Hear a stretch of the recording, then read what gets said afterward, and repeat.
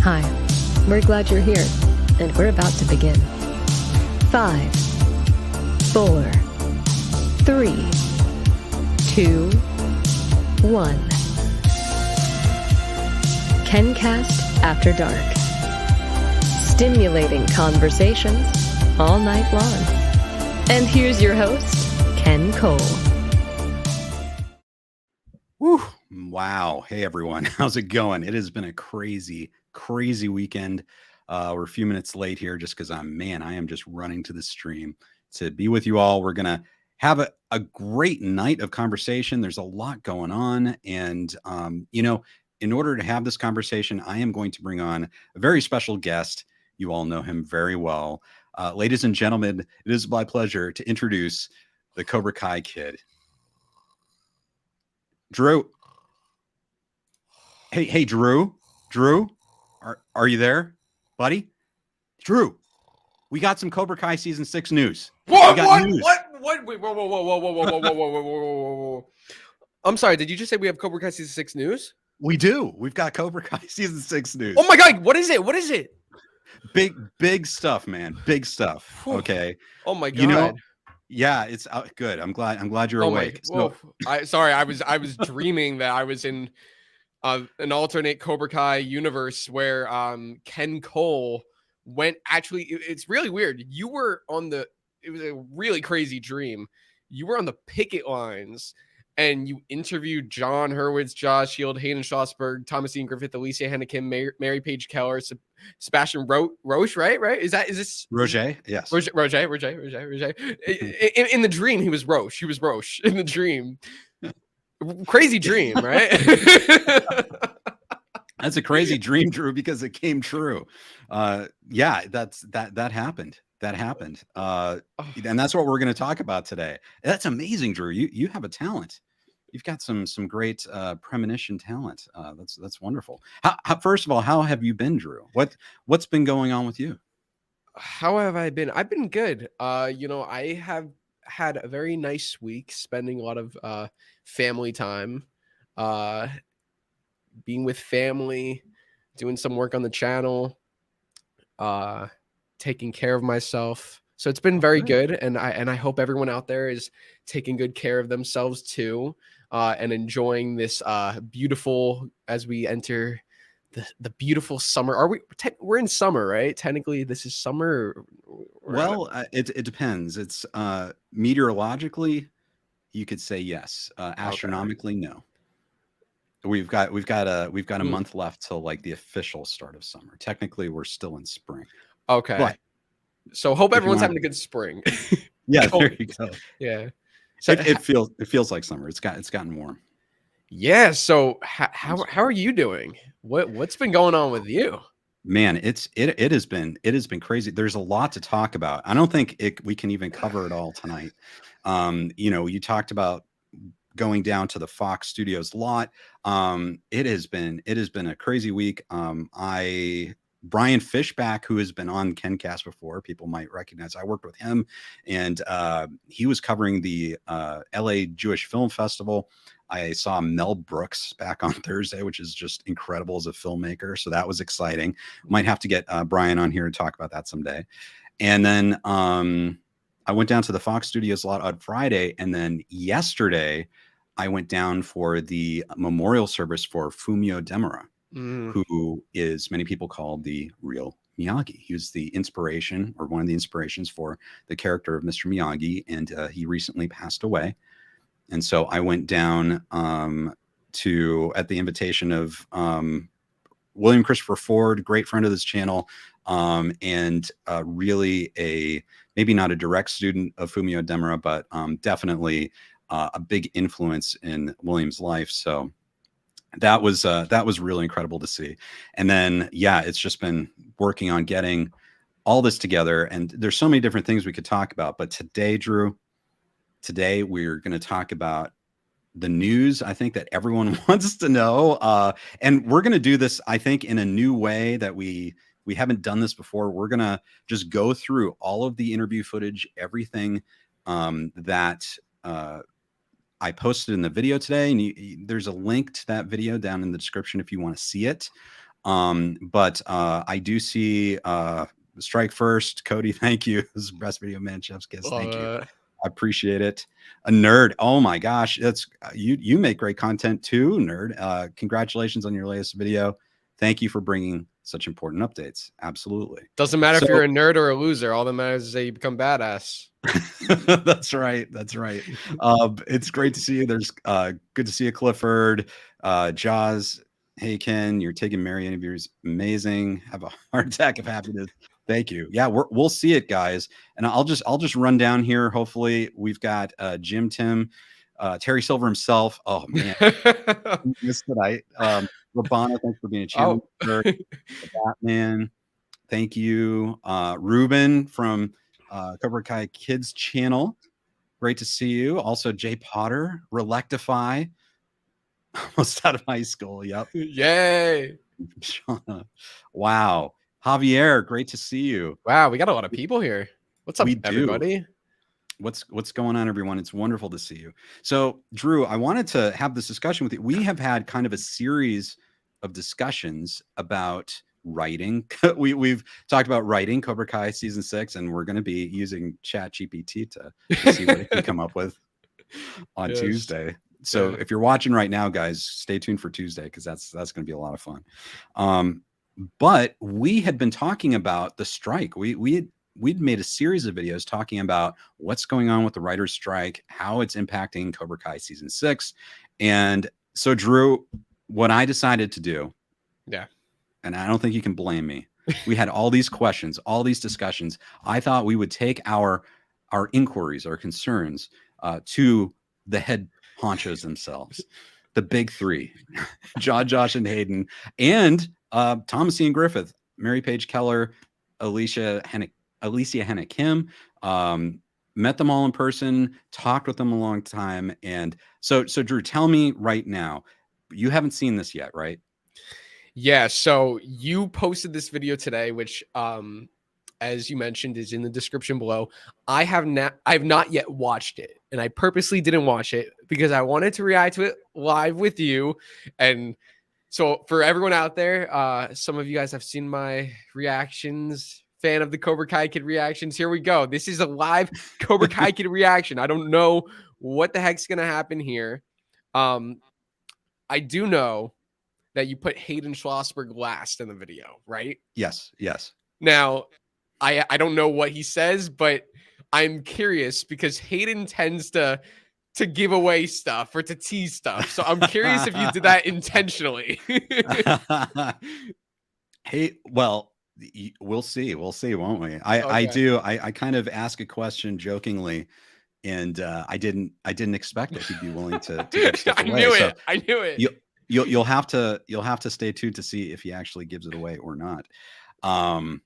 Or perhaps I stop him, I don't know.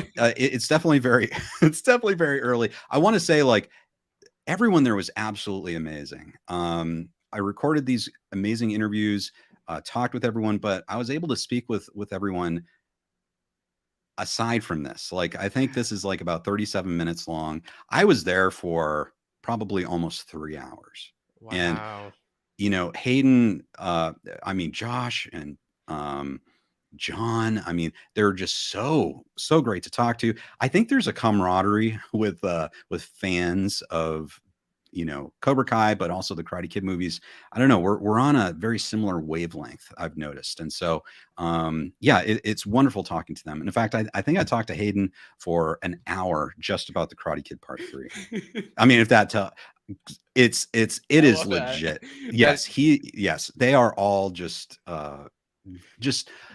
this isn't just like a job. Like, this is a passion. They love this world. They love these characters. And I think that's that comes through. But we had I do have to say, these are very, very old friends. Al Stavros, thanks for jumping in. And Paula, great to see you. Yes, we are live right now. There you go, Paula. That's great. Now, before we jump into this video, what were your questions? What were the questions we were talking about? What's top of mind for you regarding, like, the strike, the writer's room, Cobra Kai season 6 production? Like, what are those types of questions that you have? That's a great question itself. Okay, let's see. A lot of questions. In no particular order. I guess one of the questions that I had was, you know, the decision to the whole timing of everything. Okay. I guess I was a little confused about. So, starting season 6 on the day of the strike, it was mentioned that the writers went to Atlanta the day before, had to come back. They filmed an episode. They were preparing to film episode 2, but then they shut down. So I guess, why did they go with filming the first episode and then decided to shut down? So the whole schedule, the whole timing. I think another big question that everybody has is, how long is this thing going to go for? I don't know if they know that. I know they want to get back to filming soon, but how long is this strike going to actually go for? And I'm very curious to hear what the actors have to say, what Thomas and Alicia have to say. Thomas is a writer on a show, Virgin River, right? Yes. And Alicia is not a writer, but she's in full support of the writers, right? She doesn't do any writing. Not that I know of. She might be a writer. It's possible, but I think she was there on behalf of SAG, being in solidarity, because as you know, they've authorized a strike vote, and SAG, you've covered that. And so she was there, I think, marching in solidarity with everyone, along with her husband, Sebastian Roche, who is in everything. I didn't know that was her husband until today, until you. Yeah, he's incredible as well. So, and he makes kind of a cameo appearance here as well. So, so cool. So I don't know, Drew. What do you think? Should we watch some of this? Yeah. Are you ready? Okay, I'm ready. I do want to let everyone know that we are, because a lot of times when we do like breakdowns on the channel, like a lot of people are saying, like, just play the video, just watch the whole thing. We are specifically going to be pausing the video and discussing it, but the full 37 minutes is on Ken's channel. So like, watch his stream, and then I highly recommend, like, just go on his channel, watch the full video in its entirety, but like, we will be pausing it throughout and like talking about it. So I just wanted to give the disclaimer so people don't say like, oh, why are you pausing it? Like, we're here to talk about it, Absolutely. And you can watch the full video. You can do it right now. If you just want to watch it all the way through and pause this live stream, and when you're done, you just hit resume. We're going to go through and then pause. And so what I'm going to do, Drew, is I'm going to leave it up to you to tell me, just jump in and tell me when you want to pause, or you have something to say, or you have a comment about something, and we'll pause it and we'll talk about it. And then if there's something that I have, like extra context that I can add, I'll do the same thing.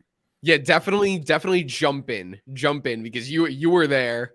You were there. You like there might be something. Oh, speaking of that, like, so yeah, you definitely jump in too. Like, we haven't spoken about this. So I am going to really ask you questions. I want to know everything. I'm so excited. This is I do want to say, but first off, before we actually watch the footage, like, I want to give you a big congratulations on this, because this is a serious accomplishment. Like, the fact that, like, you went to this you went to the strike with the writers and the cast, and the fact that they did these interviews with you. Like, you're not just any creator, like you've built like a platform where they like respect you and appreciate your stuff, and that's why like they were like so open to talking to you. And it's just so cool.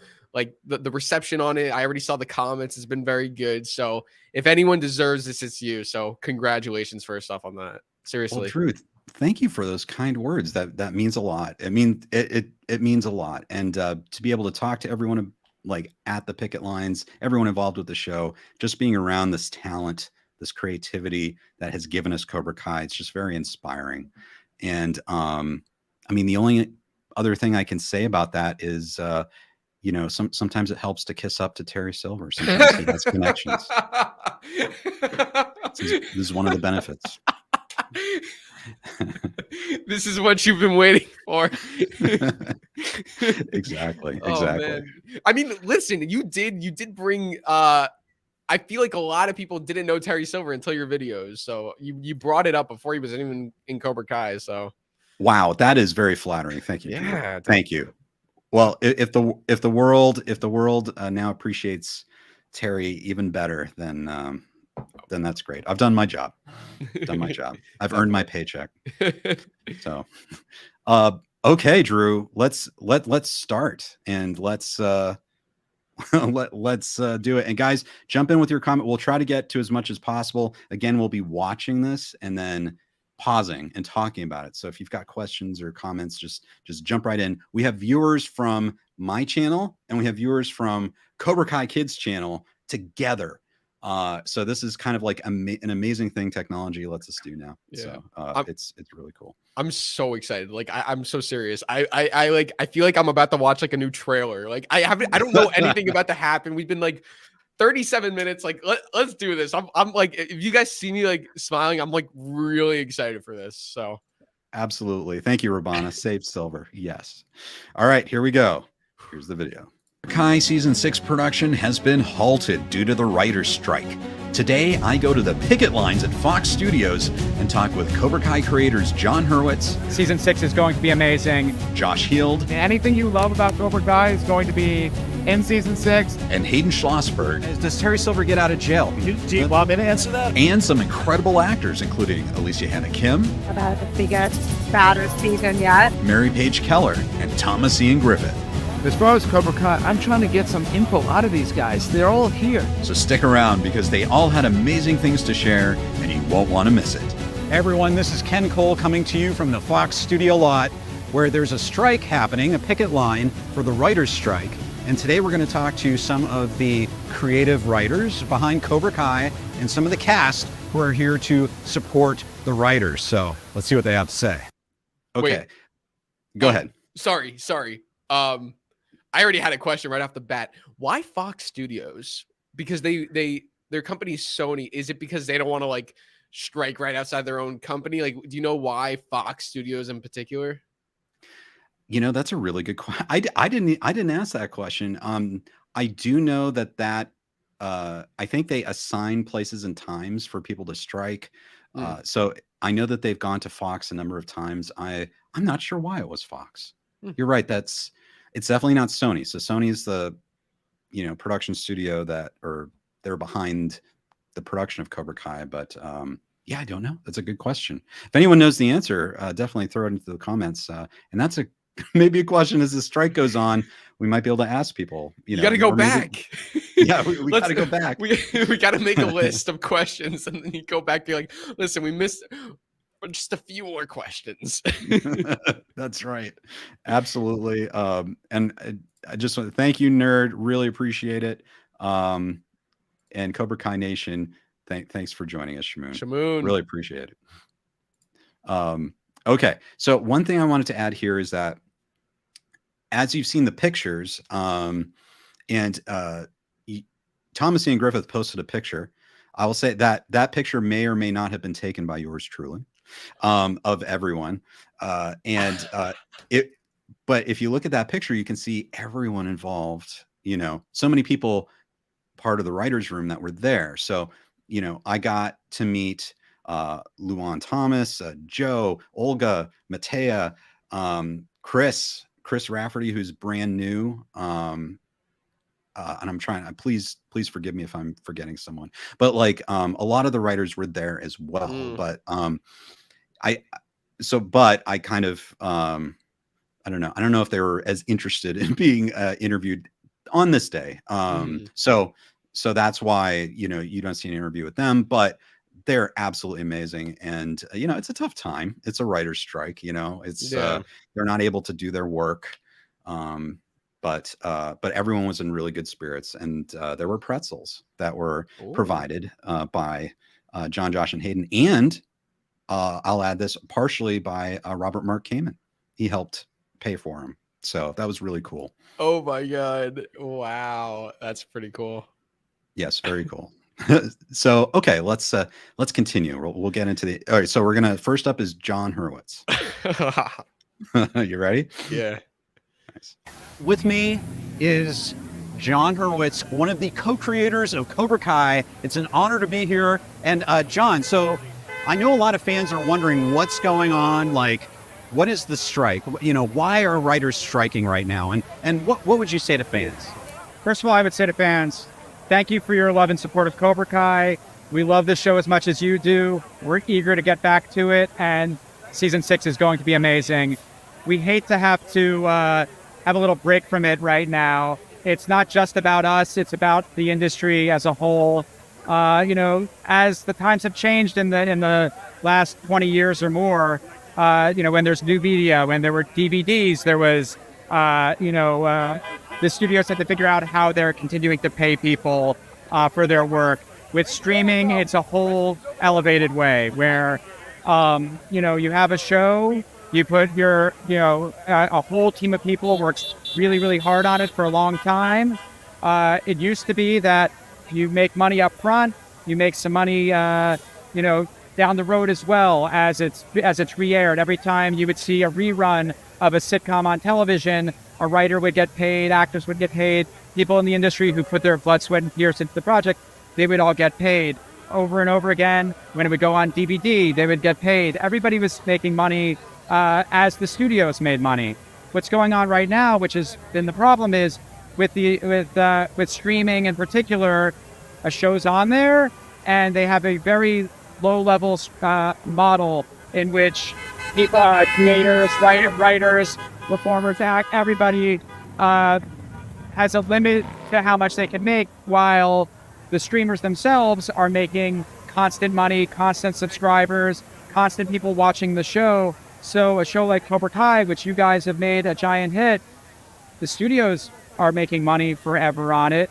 But, the rest of us who've worked really hard on it end up kind of high and dry in the long run. And it's not about looking for more money than you would typically get in the past. It's really just making the business be similar to how it was in the past, where if you're contributing something that's making people money, then you see the money as well. So that's one element of it. But okay, so Wow. so that I thought that might be a good place to stop and digest, because everyone has amazing things to say, and there's a lot in here. And so we were talking a lot about the strike and why the writers are striking. And this is one of the big things, is the compensation, right? The compensation just isn't quite right for the streaming realm. And I just thought it was really interesting how Jon put it, that it's really just trying to bring this new source of revenue, this new way to broadcast content into alignment with everything else,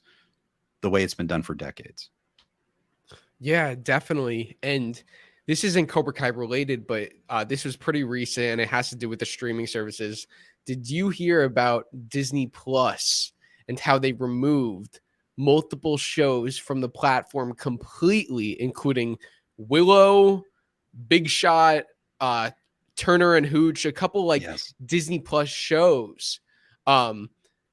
These are shows that not only got canceled, because these shows got canceled, which happens, but now these shows were completely removed from the service for money purposes. So the actors, the writers, the directors, the producers, all these people that worked so hard on this project, it doesn't exist anymore anywhere. So it's why do you even know why that is too?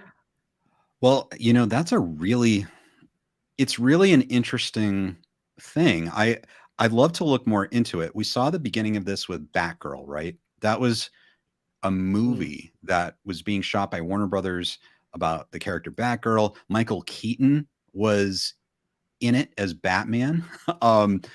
Brendan Fraser, who just won an Academy Award, played the villain. And they basically threw it in the trash. It was completely filmed, and they decided they weren't even going to release it, and no one was ever going to see it. We've seen that with Westworld on HBO Max. They just decided to pull it down. It's not even available. You can't stream it anymore. And it was made by HBO Max. It was a series made by HBO Max. And it's interesting that this is happening now, because I wonder if this is a weird signal that, okay, if maybe, I don't know if this is part of the negotiation where the studios are like, we have these shows that we're making for streaming and you're wanting residuals. But the thing is, we can cut you a better residuals deal, but the threshold is going to be higher before we take that down from our service. So you don't make any residuals anymore. I don't know if that's like a negotiating ploy or if they're just doing it for their bottom line, but it is kind of scary. You're right. And they poured all their work into these series, and they can just take it down. And I think now we're starting to see why physical media is such a good thing. And it's good to maybe have shows on different mass media, like broadcast, maybe DVD, Blu-ray, 4K discs that you can own and rewatch whenever you want, and then streaming, because this is the downfall of streaming. They can just remove things whenever they want. Yeah.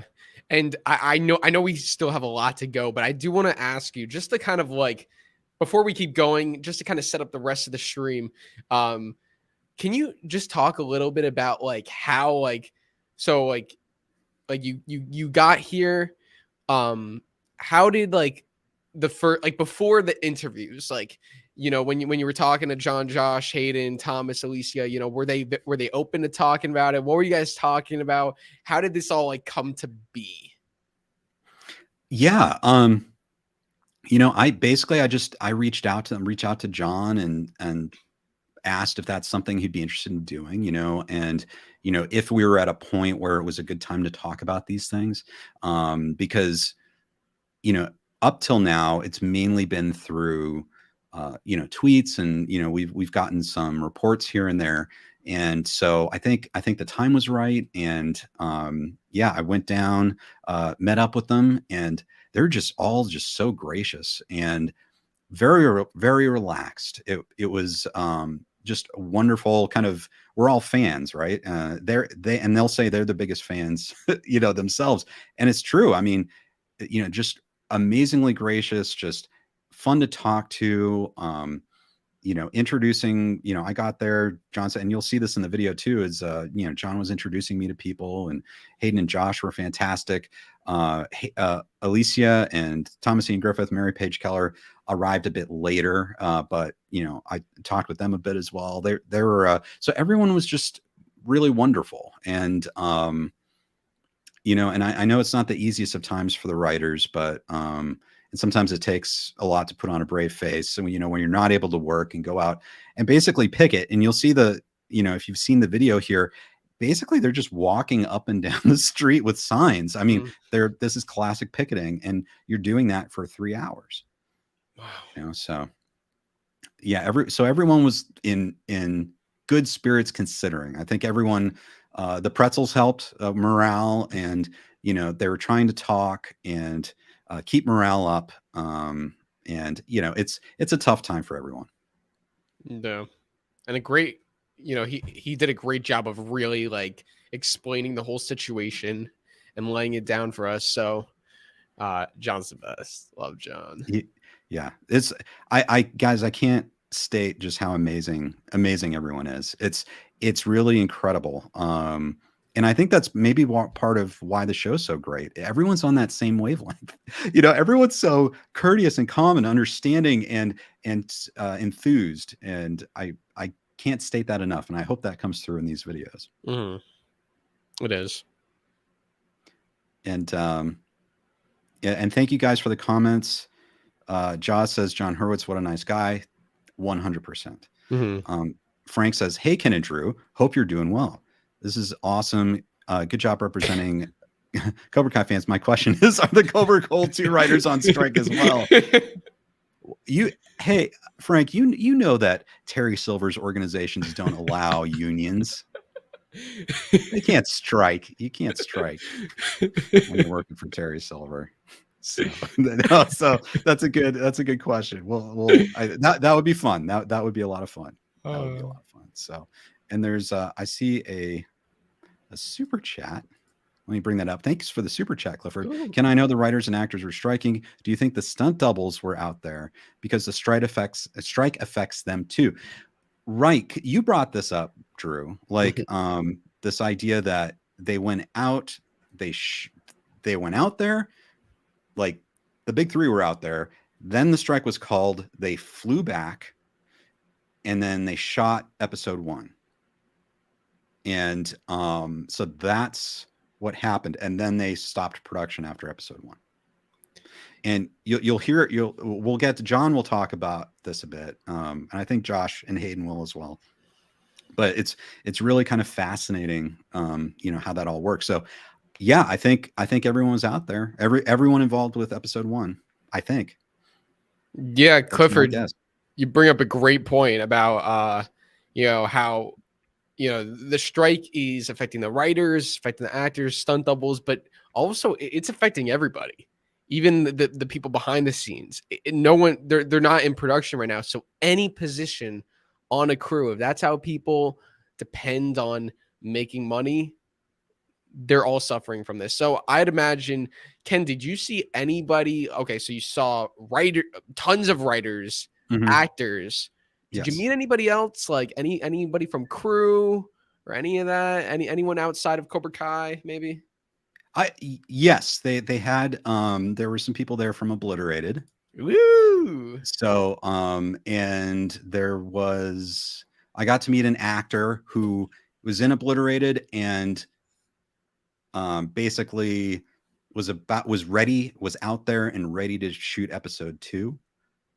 He had a part in episode 2 of Cobra Kai season 6, but they stopped production. So he was out there, God. And then he had to go back. But he was there marching with everyone. So that's cool. Yes, it's cool, but it's not cool. Right. Yeah, it's weird. It's weird. It's weird. Yeah, it is. Okay, let's shall we keep going? Yes, we shall. Okay, here we go. That's just one of the major issues that are being talked about in the writer's strike. Beyond that, there's concerns about AI, for example. That's something you've probably heard about. And, AI is coming. There's no secret with that. But, people at the studios are looking for any way to pay people less and to have greater ownership of things. So there's talk of internally at a studio, they have come up with an idea and they have AI do the early drafts of stuff so that the studio owns the property. There's no creator involved. And then they hire 1 or 2 writers to come in and sort of polish up work that, that the machine is doing. And, we don't have our heads in the sand. We recognize that there's constant progress in society and technology, but you're not making a show like Cobra Kai with AI. You need a group of writers in a room. You need people who are creating it, and then you need people who are a group of writers working with each other to add that complexity that people fall in love with. The fresh storylines, the more sophisticated elements of the story that keep people coming back. Those are things that are a lot harder for a machine to do.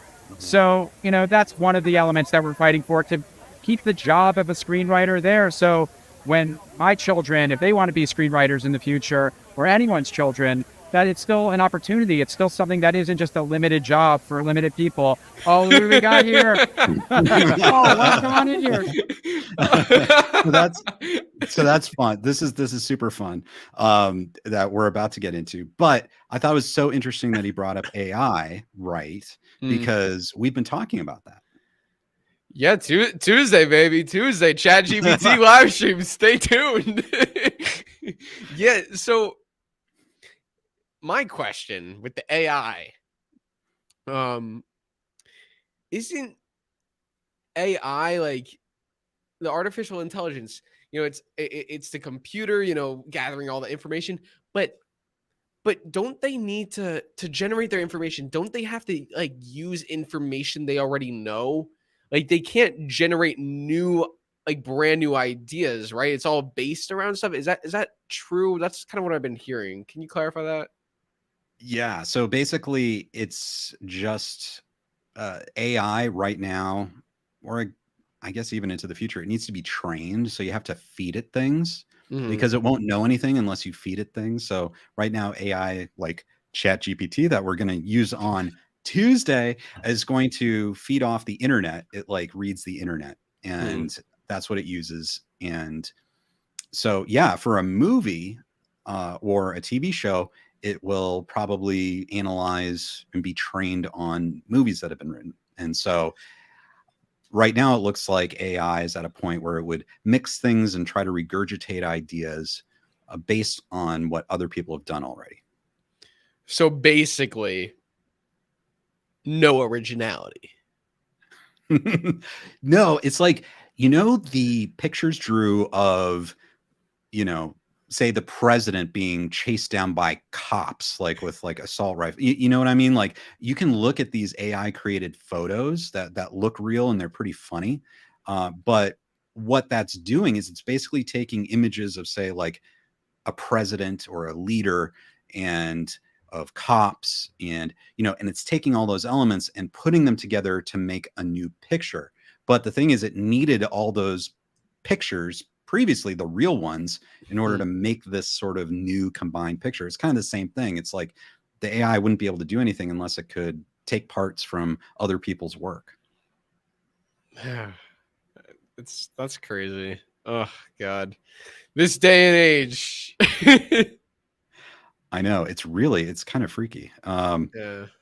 Yeah. And Marianella does say, in my opinion, no artificial intelligence is going to replace the creativity of writers. What do you think? 100%. 100%. Like, I mean, even like Ken, what we were doing like on the last stream when we were talking about like, Kim Da-Eun like going to like Korea and like recruiting students, like you said an idea and then I said an idea and then you said an idea and we kept building off of it. Like ChatGPT, artificial intelligence can't do that. I mean, it's what it is. It's like the best stories come, in my opinion, maybe not the best stories, but a lot of good stories come from personal experience. When I write, when I create, I always, really like to touch something that means a lot to me or something that I'm going through. I feel like it makes it more real, makes it more powerful because, a lot of people, it's very true. Like, when people say you're not alone, like, I know, like, if I'm going through something like difficult and I want to like create something about it, like some art of it, I know that like there's someone else out there and multiple people who are probably going through similar things. I can really connect to it. That's why, like with Cobra Kai, we have so many different characters that have these different struggles that we can really relate to. Like Daniel LaRusso in the beginning of season 1 and even through season 5, his big thing is family and a lot of family complications. So as a father, as a mother, as a grandfather, as a parent, you can relate to Daniel and his struggles. And I'm sure that, the writers, maybe even John, Josh, and Hayden and all the other guys, maybe they used experiences from their own personal life, some of the hardships that they've gone through. And with Johnny Lawrence, alcohol was a big issue for him. Maybe there was someone who one of the Cobra Kai writers who dealt with alcohol problems, like, these real things that are explored and people can find it and relate to it. And I don't know if you can relate to those same things as a computer being the one generating those real things, Right. I know it's an interesting question because even if you as a person, Drew, if you read books about all those things, but never experienced, like you just lived the high life, you have a comfy bed, comfy chair, comfy house, and you never got out and you didn't experience any of this, but you were reading books about it or articles. Does that mean you know what that's like? No, no. You don't know until you go through it. I mean, there's, the famous saying, like putting yourself in someone's shoes or experiencing it like firsthand. And really, like, I mean, for example, The Fabelmans, the recent movie that came out based off of Spielberg's life. And as an aspiring filmmaker myself, like I connected to that film, and not only was it about just filmmaking, it was about like bullying and family and getting through tough times. And I'm like, wow, like there's so much good stuff here, but that's based off of his personal life. So you can't come up with those things, like, you know, if you don't go through it yourself. I mean, I can't imagine, like, listen, I have not really dived into like what AI can do that much.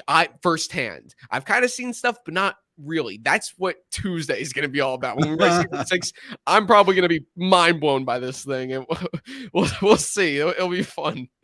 Yeah, I can't wait, Drew. Tuesday is going to be incredible. We're going to see state of the art AI and see how it can do. Yeah. We do have a couple super chats. Here's one for Cobra Kai Kid, Steve Boardman. Oh, thanks, Steve. Appreciate that. And then here's what he says. Glad to hear the writers were on set for episode number 1. Any idea what a fair interim deal would look like to get the writers back on set? Okay. Okay. Well, the first thing I What want does to he point mean out by is that? right. So, okay. So there are two parts. The first part is the writers were on set. The writers were not on set for episode 1. Yeah. And we'll see that as we keep going. And I'm sorry, guys, we pause and talk about these things, but you'll see, just stick with us and keep watching, and you'll see the answers to some of these questions. But the writers were not on set for episode 1. And then he says, any idea what a fair interim deal would look like to get the writers back on set? I don't think they're going to do interim deals. Like, I think it's going to be a deal. It has to be like the deal. What is an interim deal? I do not know what that is. It'd basically be like a temporary holdover deal until like a full formal one would be reached. They're at the point where the contract is over and they have to sign a new contract. And I don't think it's going to be an interim one. I think it's going to have to be a full one. So, okay. Yep. Yeah. Great question, Steve. Thank you. And then Steve has another one for you. Oh, okay. It's the same one. Oh, okay. So the first part was the same. Thank you, Steve. And then, what would it take to get them back on set? Generally speaking, that's kind of what we're discussing, right? Right. John pretty much laid it out. What they're looking for: better compensation. I guess in the contracts, like a guarantee that they can't be replaced by AI or whatever. Right. Some stability. There's a lot there. So yeah, they do have a lot. They do have a lot. So yeah, thank you, Steve. Thanks, Steve. Appreciate that. Yes. Okay. Well, and we'll get back to this because AI comes up a few times. So we'll get everyone's or lots of people's thoughts on AI in that question. But yes, so we were just visited by Alicia Hannah Kim and Sebastian Roche. So let's see here. Come on in here. 1 second. Hello. Hi. How's it going? So some of you may recognize Alicia from the show. She's much friendlier in person than Kim Da-Eun is. I don't know if you've met Ken Cole. Haven't yet. Wonderful to meet you. Yes, amazing performance. Amazing. Sebastian, who's I'm the husband. But he's also an amazing actor and a big supporter of everything we're doing. And it's not just about the WGA, it's about STAG. No, it really is about, really supporting our sister unions. It's always unbelievably important to support our unions. And without the writers, we wouldn't do anything. The word is the most important. Then comes the actors.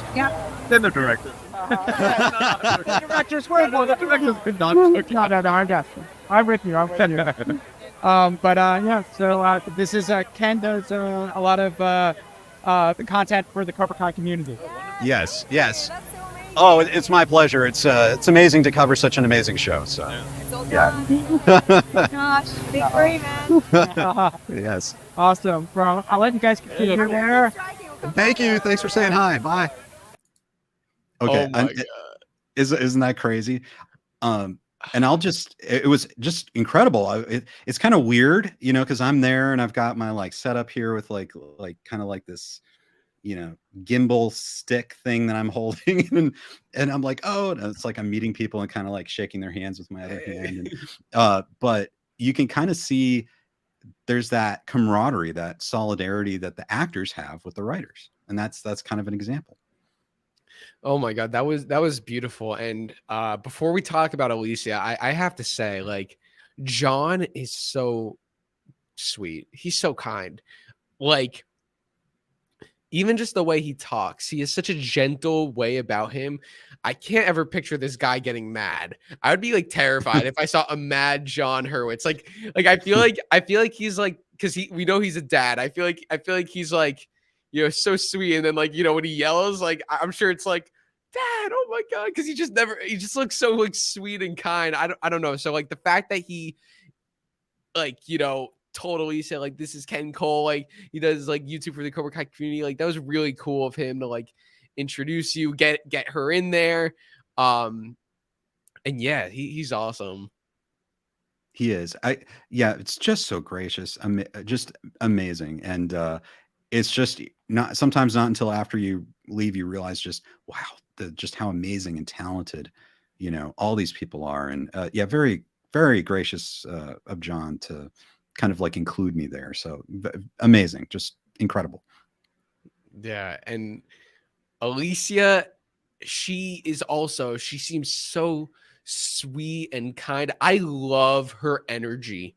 Like, if there's anybody in the cast like that I would want to like hang out with, like she would definitely be on the top of the list, because I just love like her. She's so bubbly, energetic, kind, passionate about like her craft and what she does. She just seems like a really great person, which is so funny because her character is the polar opposite. Like just the least like the person you would not want to get in a conversation with. But Alicia just seems so amazing, and her husband Sebastian, pretty cool. That I just found out that they were married like today. So that, and I definitely recognize him from a lot of stuff. So really cool that they're both supporting the writers, and that like even though they're actors, they're not like, oh yeah, we're above everybody, like we're the talent, whatever. No, like they're like everyone's equal, everyone puts in the work. And can you believe like you said like I love doing content for such an amazing show, and the first thing she says is it couldn't have been done without Jon, Josh, and Hayden. It's the first thing she says, and it's the first thing all of them say. It's amazing. Have you noticed that, right? Yes. All of them, and you'll see is they really put such a focus and emphasis on the writers, the creators, the people, who come up with this. And you can see, and I saw it too. You're right. They're very talented. They're amazing and gracious and nice. And, but they're fans. They are genuinely head over heels in love with this universe. So, and the fans, they love the fans. They consider themselves to be fans. So yeah. And 100% agree with you about Alicia and Sebastian. So nice, so amazing, so disarming. Absolutely incredible. Yeah, it's pretty cool that you got to capture that first meeting on camera there. I know. It was pretty wild. It was pretty cool. Chris, thank you so much for the super chat. Thank you, Chris. Ken and Cobra Kai Kid. Entertaining stream. Keep up the good work. Thank you. Yeah, it's thank you, Chris. It's interesting. Jaws says Jon Hurwitz can call an Ennis house in Cobra Kai too. Oh my gosh. Thank you, Jaws. I appreciate it. That would be a lot of fun. So that was great, Drew. Shall we keep going? Yeah, let's do it. I love this. Let's see what else Jon has to say. So, Jon, let me ask you, a lot of fans, they see the show, they love the show. They see the amazing performances. They see the amazing stunt sequences. But what is it that a writer does for a show like Cobra Kai? Okay, so this is a really good question because, I keep up with the fandom a little bit, and I know that there was, concern about like their filming and people were excited that they're filming still without us there. Right. And the truth of the matter is, not only are we creating the show in the writer's room and working with our writers in the writer's room, but every single day in production, all day long, we're working on improving what's on the page, collaborating. There's the magic that happens on set when it's not just the writers and the directors and the actors. Everyone on the team is swimming in the same direction. We're all collaborating. It's our costume designer, Frank Helmer, comes and he's like, I got this great idea for a t-shirt that has this on it. Right. And we as the writers are contributing and tweaking a lot, the words on one of Dimitri's shirts or something like that. Or we're on set every time we're filming a scene, there will be a rehearsal at first. And pretty much every single scene that we've ever done on the show, we'll watch a rehearsal, we'll be there, we'll come up with an extra line. We'll be like, you know what, that line isn't working right. Let's adjust the line a little bit. Sometimes some improv happens there and we're making adjustments to the script. Every single day, we're usually collaborating with our actors who are coming up with questions and things like that and saying, hey, maybe we do a little something here. I'm feeling this. What's the intent here? Could I say this? Or I want this to be clear. And then we come up with something. And we're constantly issuing new drafts of the scripts throughout production. Now, that's not to say I'm not trying to scare everybody. Episode 1, which is filmed in season 6, is going to be great. It's going to be fine. It's an episode that we all put a lot of focus into. We were there prepping with Joel, who was directing for us. We prepped with the department heads because all that was right before the strike.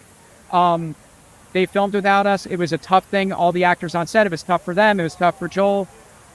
Worst case scenario, we watched the episode and we're trying to piece it together in the editing room and we're missing something. We'll pick things up. We'll fix it. Anything that's not working, we'll be able to fix in the long run. But that worked for one episode. Why we were thrilled for them to shut down after that was because if you keep making more and more episodes and you don't have writers on set, then you're in a situation where there's more problems that could go on. And then suddenly it's like, I don't need 1 day of reshooting or additional photography. Now I need 3. Now I need 6. And that's a lot of money that goes into the production's budget. And then when we come out on the other side of this, they're going to be like, okay, you have your budget. And now we're in a situation where they've lost a bunch of money and now we have to spend a lot more money on this and that, which makes the show worse in the long run, because if we're spending money on reshoots, then we're not spending money on other things that would make the show better. So a writer's job is not just in the writer's room. It's not just the scripts. It's every single decision that gets made on the show. For Hayden, Josh, and I as the showrunners, we're making hundreds of decisions a day. And they're things that when they were filming that first episode, we were not making those decisions. And he would speak to, when they finished filming, we were speaking to Joel, and it's like, it was tough for him. We're speaking to the actors. It was tough for them because there were times where they would typically come to us. And these are all people who worked on the show for a while, and we trust them, and we know that they made the best decision they could. But there's no substitute for the collaboration of writers and the entire team on a television series. Okay, so that was a lot, but Drew, that's very familiar, isn't it? We were having lots of conversations about that, about the role of a writer in a show. And it's kind of cool to hear from Jon. This is what writers do. And this is how important writers are. I don't know. So what do you think, Drew? How does that kind of hit you? Oh, man. Well, listening to that, it's pretty cool because if you guys have been watching all of the streams with Ken and I, this is what we've been saying.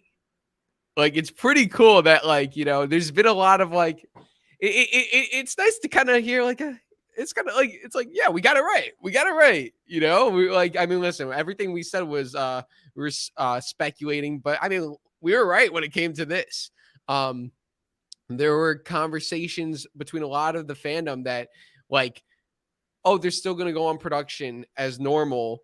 And the writers don't need to be on set, but this answer from Jon, you and I, we've been saying that we do need writers on set.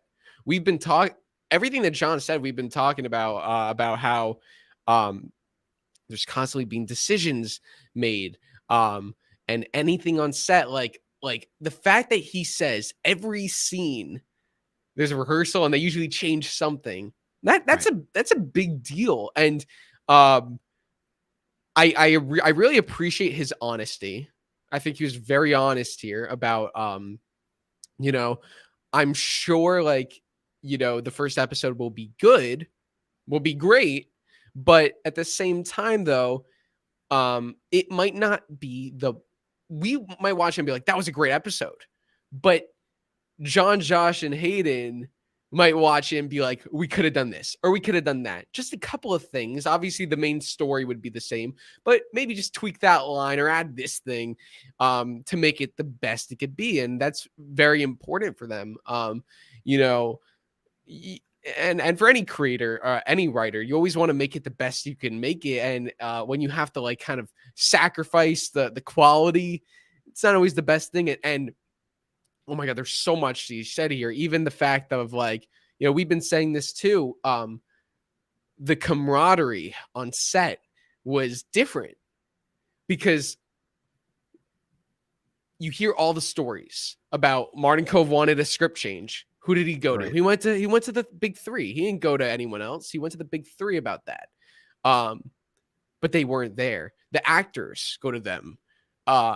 So with them not being there, even Joel Novoa, the director, you know, it like usually has them there because even when there's another director on set, or even when someone else is officially directing, and I remember asking, I forgot who I asked.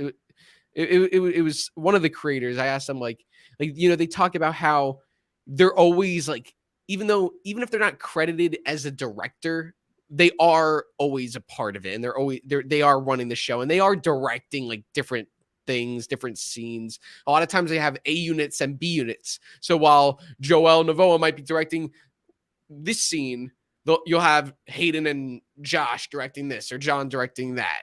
So, oh my God, Ken, what? what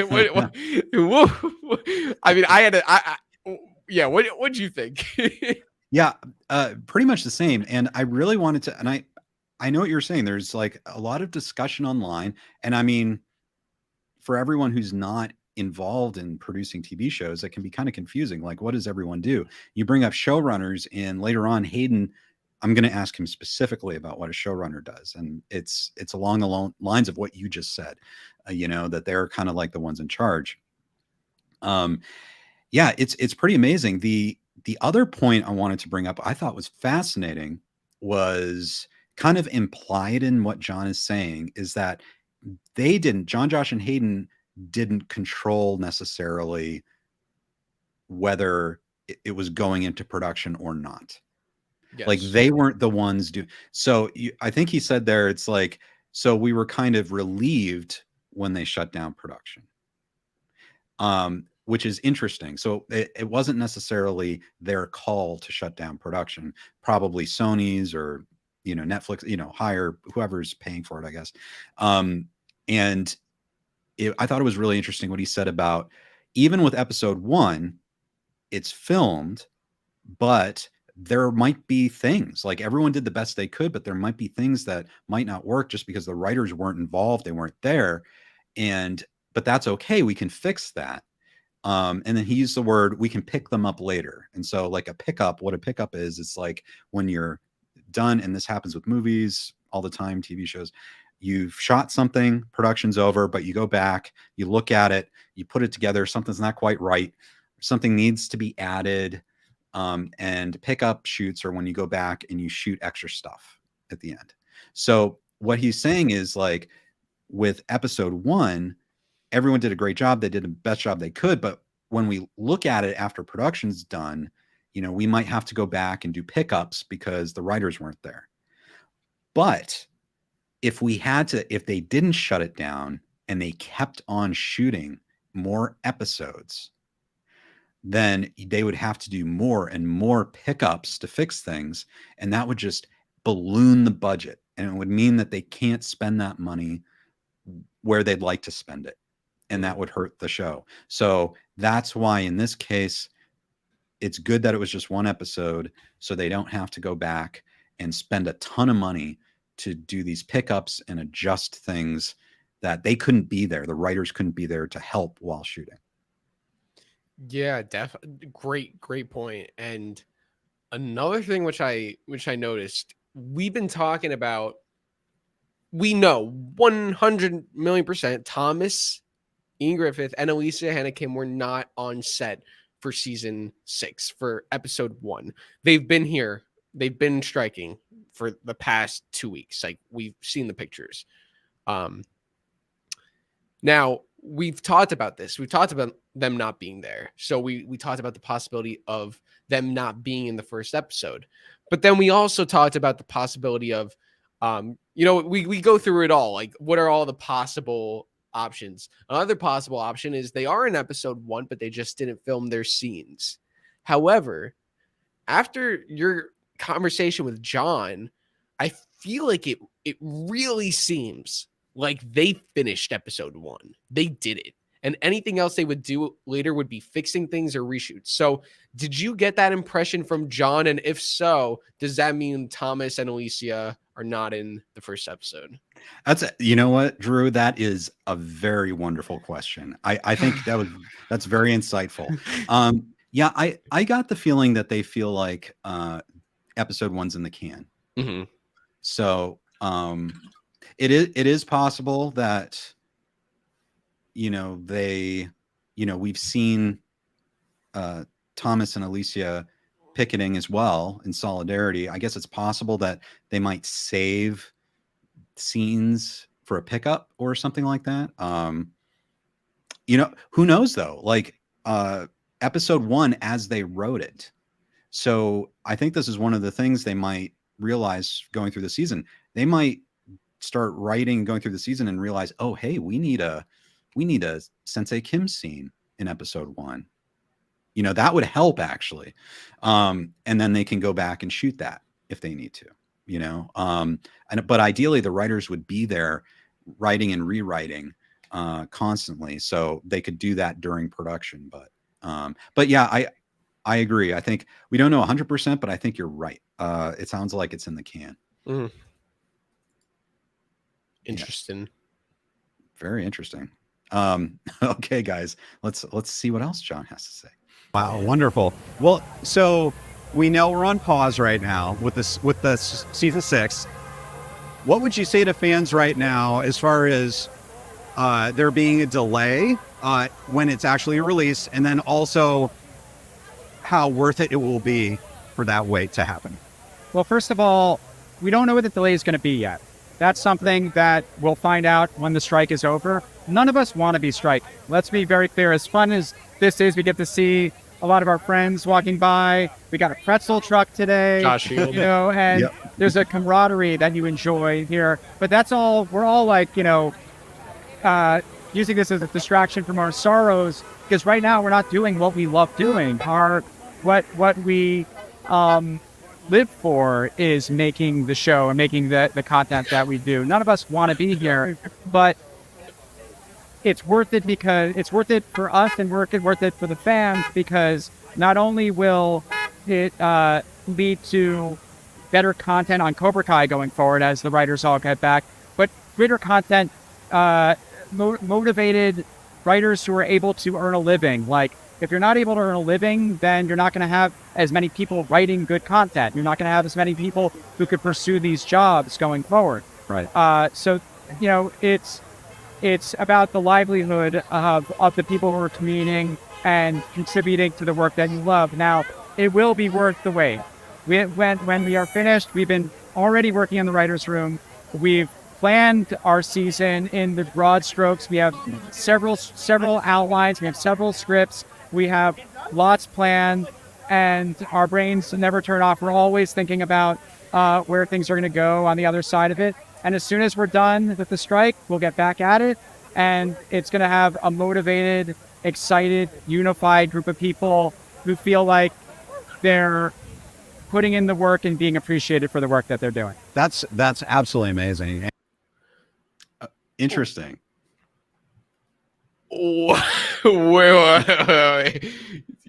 Did you see? You know what I'm about to reference, right? Go ahead. Did I hear that right with the scripts?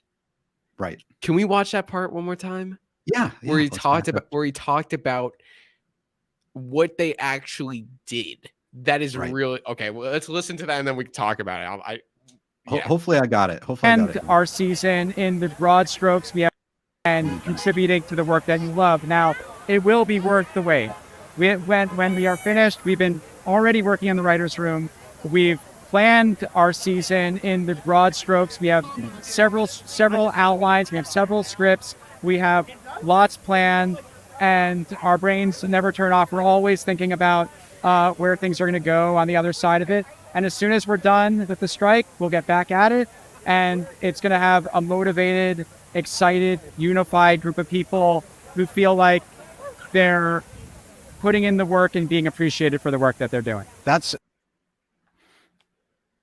Yeah. What are your thoughts, Drew?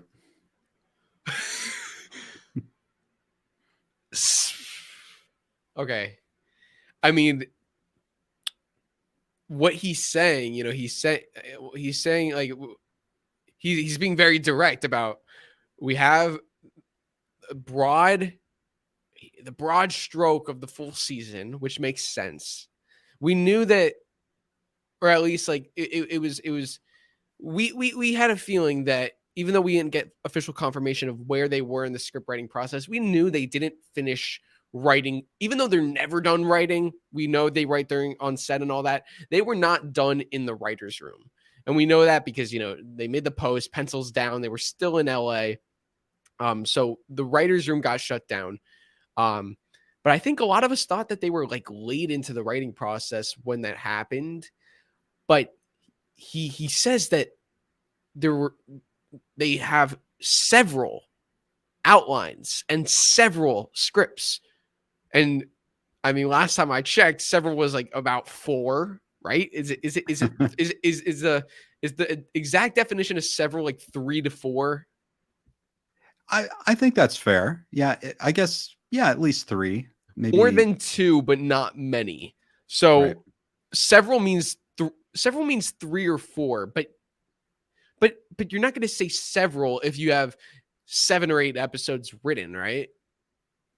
Right. And I'm glad you picked up on this because this is something that I'll talk about with Josh and Hayden in slightly different ways as well. So you'll be able to kind of put all this together and figure out like where they were in the process and what the writing process is on Cobra Kai.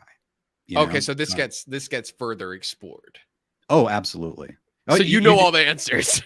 Oh, absolutely. Hey, we've got Ken Cole here. I'm very lucky to be there asking these great talented people these questions, and they've been very honest and detailed to share with the fans, so we know exactly where things are. So yes, we will get our answers, Drew. Definitely. 100%. And I think we have another super chat in from Kaimelli. Oh yes, there you go. Kaimelli, stand up for us fans. We know you all will. Indeed. Yes. And that's a great comment because that's exactly what they're doing. They're wanting to make sure this is great for us, that we're going to enjoy it and help the world realize that writers are the ones dreaming up these ideas that we all love watching. Yeah, that he's really I love what he says. He knows they don't want to be there, but they have to do what they got to do. But they care about the fans. They know we're waiting, but ultimately, as he says, it's all gonna pay off. I mean, coming up with a better deal will lead to happier writers and more motivation to write better stories. So, I think it'll all work out, and we support them all the way. We've always been, throughout all our streams, we've been talking about all the news, all the information, but throughout it, we have always been supporting our writers, even though it's like, man, season 6, we want it, we want it. They want it too, but at the same time, this is bigger than Cobra Kai. This is bigger than all of us. You're right. It is. Because if there is another series out there at some point, like Cobra Kai or like your favorite series, we need fair deals to be in place. So we have the maximum creative output of these talented people. Yeah, 100%. Yes. Oh my God! Wait, look who's in the background. Oh yes, everyone see that? So at this point, you hadn't met him. No, I hadn't met him at this point. I didn't even know he was there right now. That's so funny. Yeah. Were you like editing and like did you see this when you were editing? I saw some of these things when I was editing because you can see more people. Like, for instance, there's Luan Thomas. Right there beside him. Right. Who's been a writer since the beginning, since season one. Yeah. And so, and it's fun. It's fun to see everyone talking. They all know each other. Obviously, they work so closely. And so, yeah, everyone's incognito. It's so funny. It's so great. And even as I'm watching now, this conversation, I'm noticing everyone who's walking behind us, like, I know, yeah, it's so fun. So casually. I'm sorry, before we keep going, I have to ask you, Ken, like, I know you met Thomas Ian Griffith at Paley Fest, but like, even like, I mean, we're gonna see you meeting him, but even like being here, like,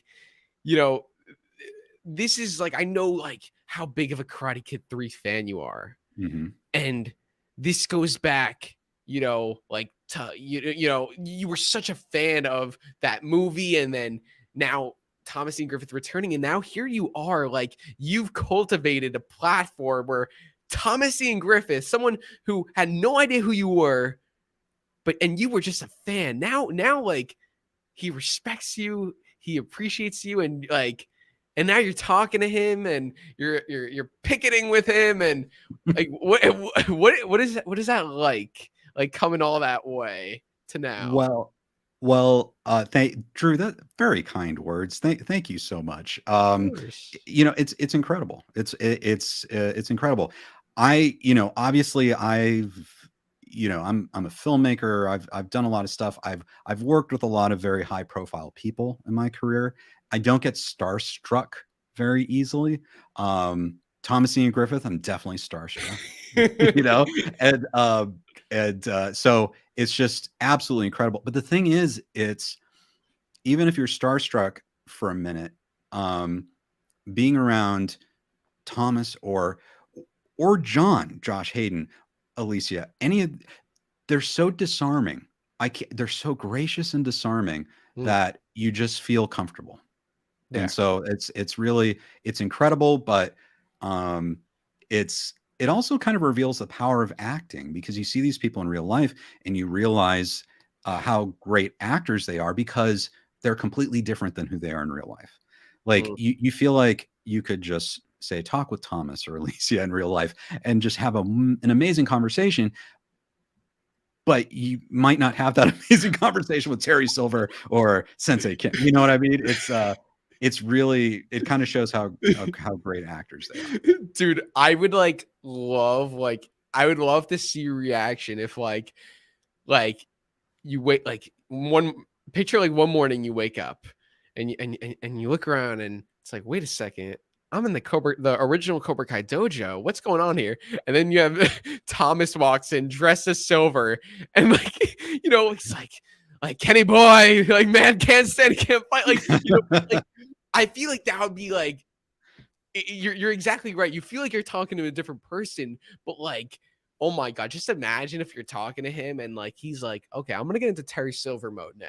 And he's telling you to break this board. And he's saying, Ken, like I turn wimps into winners. And like, how would that feel?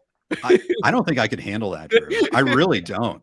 Like, if I were like there and Thomas was acting as Terry Silver, that would be insane. Yeah, that would be very intimidating.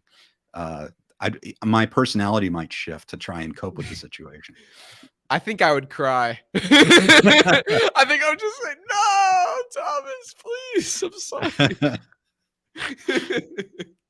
And yeah, it's funny. it's weird. But it's a great reminder, guys, that these Oh. are they're people, just like you and me. They're amazingly talented people, and we see them on the screens and on our screens, but they're wonderful people. Yeah, they really So, are. all right, let's keep going. Yeah. I'm not sure how many questions I have left for John. We'll see. That's absolutely amazing. And I can't wait. I know I can't wait. And I want to thank you so much for answering these questions. And I know it means a lot to all the fans. And I know we're with you. We know how good the show is. We know how important it is to have amazing content. And so thank you for talking with us. It's my pleasure, and thank you for being here. No mercy. No Yeah. mercy. I am here I have with... to ask you a question before we Yes. get to Alicia. I'm excited for this. By any chance, did they mention that they've seen? Did any of them mention the live streams that we've done? Because Hayden appeared on our live stream. Did they bring that up Right. or no? Did they mention it? I think Hayden talked about some live stream. I don't know if he talked about ours. He mentioned some live streams. Definitely about Karate Kid 3. He might have. I'm trying to remember.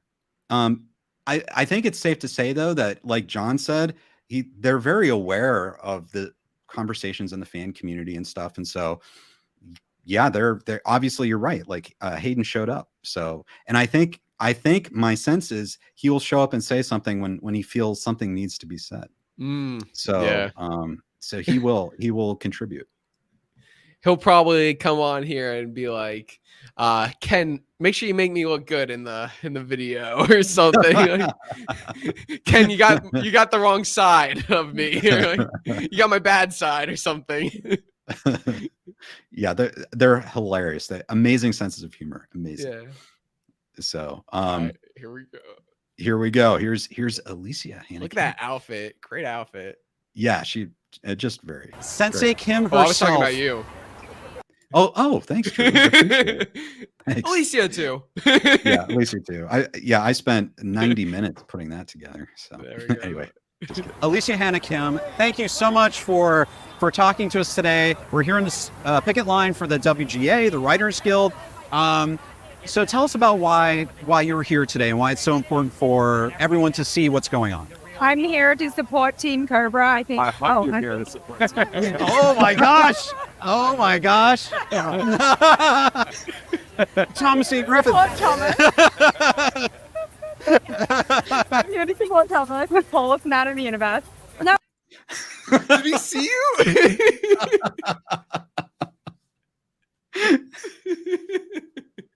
It was so funny. Oh my god. You'll see by the end of this, Thomas Ian Griffith is a very skilled and effective video bomber. Oh Incredible. my god. Yes, Wow. incredible. It's just perfect timing. Wait, so was that the first interaction? I think so. No, what you mean, like I might Between you have and talked to him. I might have talked to him and Mary Page Keller for a few minutes before that, Okay. but I can't quite remember. Okay. Because I was gonna say, like, did he see you there? Like, because I know your back was to him, so maybe I was like, I don't know, but you talked to him before. Yes, I'm pretty sure I talked with him before. So yes, Okay. so he knows what he's doing. Yeah. Wait, can you go back? I want to hear what she like squeezing him. Oh, that's great. Oh my god, that's so good. Why you were here today and why it's so important for everyone to see what's going on. I'm here to support Team Cobra. I think. Oh Oh my gosh! Oh my gosh! Look at her. Thomas Ian Griffith. Support Thomas. I'm here to support Thomas, the tallest man in the universe. No, I love how she's like doing this. She's like so that's like what I would do. I'm like, Thomas. It's like there's so much amazing energy. It's like And it's like funny because, like, I mean, they've been like hanging out all day, like, and here he comes and she's so happy to see him. Oh, I love that. yes, and you better be supporting Cobra. It's great. Yeah, very, very cool. And I asked them about that because you can tell they just have like an amazing camaraderie, you know. And I think you could see that in season 5 in those scenes between Terry Silver and Sensei Kim. And yeah, everyone just gets along so well. I know I say that a million times, but yeah.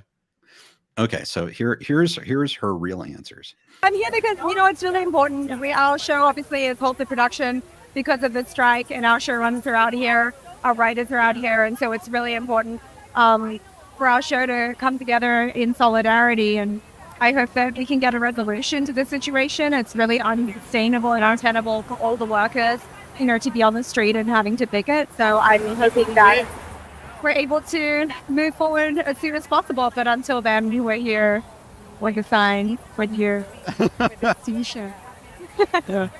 Well, now you did such an amazing job playing Sensei Kim in season 5. We were introduced to her.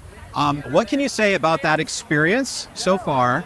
And can you tease anything about what's to come in season 6? The experience was incredible. I mean, I think any fan of Cobra knows how iconic and fun this show is, and also, you know, behind the scenes how warm everybody is on set, and so the minute that I got there, I was embraced, and that was really, you know, it was exciting or thrilling. And then obviously Kim Da-Eun is a really extreme person to play, which is fun because just get to live out all of your darkest emotions on set. Right. I really enjoyed it. And what's to come? I don't know if I can say a lot, but I was just telling you that it's going to be really big. I think that fans will be really satisfied. I know that the showrunner will try putting together the biggest, baddest season yet. And I've seen a little bit of what's to come, so I'm excited. But That's great. And then we saw him briefly. Thomas Ian Griffith just said hi. Yes. What was that like? Because the two of you were such a dynamic duo. Yeah. What was that like working with him? we had the most fun. I mean, he's like the loveliest, most delightful person, as you just saw. I think it's really funny that we're so sort of evil on screen, and then behind the scenes we're just like two little marshmallows, you know, like Right. just like swishing around in the corner, being sweet. So, you know, it's an honor to work with someone that's so venerated in the miyagi back, and people will love his character. You know, there's a lot of history. I think it's also really interesting as a performer to play someone you played 30 years ago, and then you're back here and exploring that storyline still. I think that is really neat, you know, to make this, you know, try to keep it going. Yes. Well, on that note, have you thought about the possibility that you may play Sensei Kim in the future as well? I would love to. Yeah. I make myself available and be available to play this character. I'm really, I don't know if I can even articulate how fun it is. And the showrunners created somebody that was incredibly powerful and empowering, but also really fun to play. You know, there's a lot to unravel with her, and you know, she's got a lot of problems, which we'll delve into in the reading season. So, yeah, I would always be available to play if I can. I love her.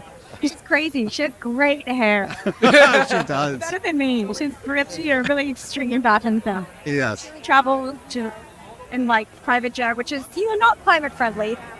I wasn't too pleased about that. Uh-huh. Yeah, no, I love her. So okay, Drew. See, I saw you notice something. Yeah. Maybe a hint. Maybe a hint. Yeah, that's what we've been talking about, and that's what I've really been hoping for, because, you know, I thought Alicia did such a great job as Kim in season 5 and brought so much energy to this character. And the biggest thing for me was just like Tori in season 2 and 3. I had trouble relating to Tori just because she was so evil and doing all this like crazy stuff. And just when there was like some sort of like backstory, then they kind of then they go too far into it. And season 4 blew me away with her development. So I feel like it's the same situation with Kim. We really didn't get too much Kim in season 5. I mean, well, we did, but like, if you think about it, she was introduced in episode 6. So, you know, she was introduced in the later half of the season. And there are only a couple lines of dialogue that give us some backstory, and we have the flashback, but this is a character who, while I am afraid of, while I think she's very menacing, and I think her motivations are very interesting, I just don't think we really know exactly what those are yet. But I truly believe that she could have an incredible story in season 6, being that she could be that villain that really like takes over. I want to be able to understand her motivations, where she's coming from. I want to fear her. I want to love her. I want to hate her. I want to everything. But overall, Alicia does such a great job. She has so much passion and care for this character and for the series, as she says here. And once again, I love her energy. I think she seems like a great person. And I do not see Kim Da-Eun here, which is like just a testament to her performance. I don't see Kim Da-Eun at all. No. I mean, no. She's great. Right. I mean, which is like shows just how great an actress she is. So really, really incredible. I know I'm very curious because I'll be honest, her character fascinates me. And if we're going to be delving into her character a bit more in season 6, I love that. You know, I can't wait to learn more maybe about what makes her tick and, you know, what are her vulnerabilities? You know, she really hasn't shown many vulnerabilities yet. Yes. What are those things what would get under her skin? What would kind of crack through that hard shell? And I feel like that's very important. I feel like that's very important for the audience. Because I think that's what a lot of people are looking for, because Terry Silver, John Kreese, like right off the bat when they were introducing Cobra Kai, I think we saw like the vulnerability with them right away. With this character, she came in strong. She came off that jet and like, I'm ready to take over. What do we got here? And like, are your Americans up to the task? Like, you know, so she right off the bat, she always exudes herself as very powerful. But at the end of season 5, when, you know, Terry embarrassingly lost to LaRusso, we saw like disgust on her face. And it was like the one time where like we really like, it was like her plan was just not going, things weren't going according to plan. And it looked like she was reconsidering everything. Yeah. It looked like she was really like, I got to change things up. What is going on here? And I really want like, I want some backstory. I want like right off the bat from season 6, when we see her, exactly what you said. I want to know what makes her tick. I want to know some of her weaknesses. I feel like that's very important to establish that early on, to connect with her, because I fear her, but I don't connect with her. I want to be able to sympathize a little bit for her, a little bit, like, or at least even if I don't sympathize, I want to know like, why is she doing what she's doing? We know her grandfather's Master Kim, and obviously instructed her, but like, was there an abusive relationship growing up? And maybe like, you know, her grandfather was always really hard on her, and, you know, like, you know, that's why she's like taking that abuse onto her students. I want to know more. I'm so fascinated with her character. I think she has a lot of potential. Oh yeah. I think so too.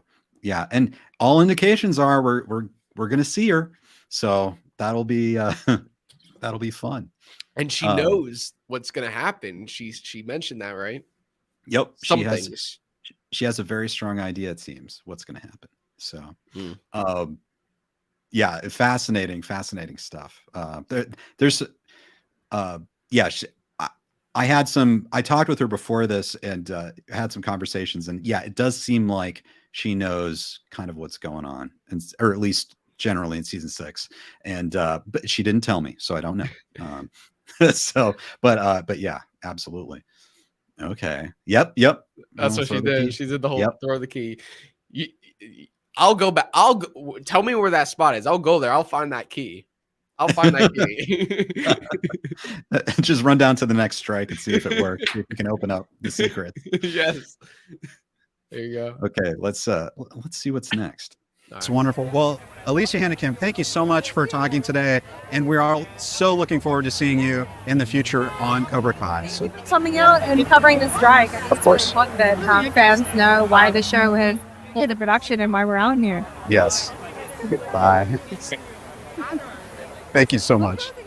Oh, thank you. All right, everyone. I am here with Cobra Kai co-creator Josh Heald. Josh, it is amazing to have you here. Good to see you. We're here at the writer's strike. We're here in front of the Fox Studios. And I was wondering if you could kind of give your perspective on the strike, what this means for TV shows that we love like Cobra Kai, and what it means for the Cobra Kai show. We kind of all knew this strike was coming for a while. It felt, the drumbeat was there that this was a generational strike that needed to happen.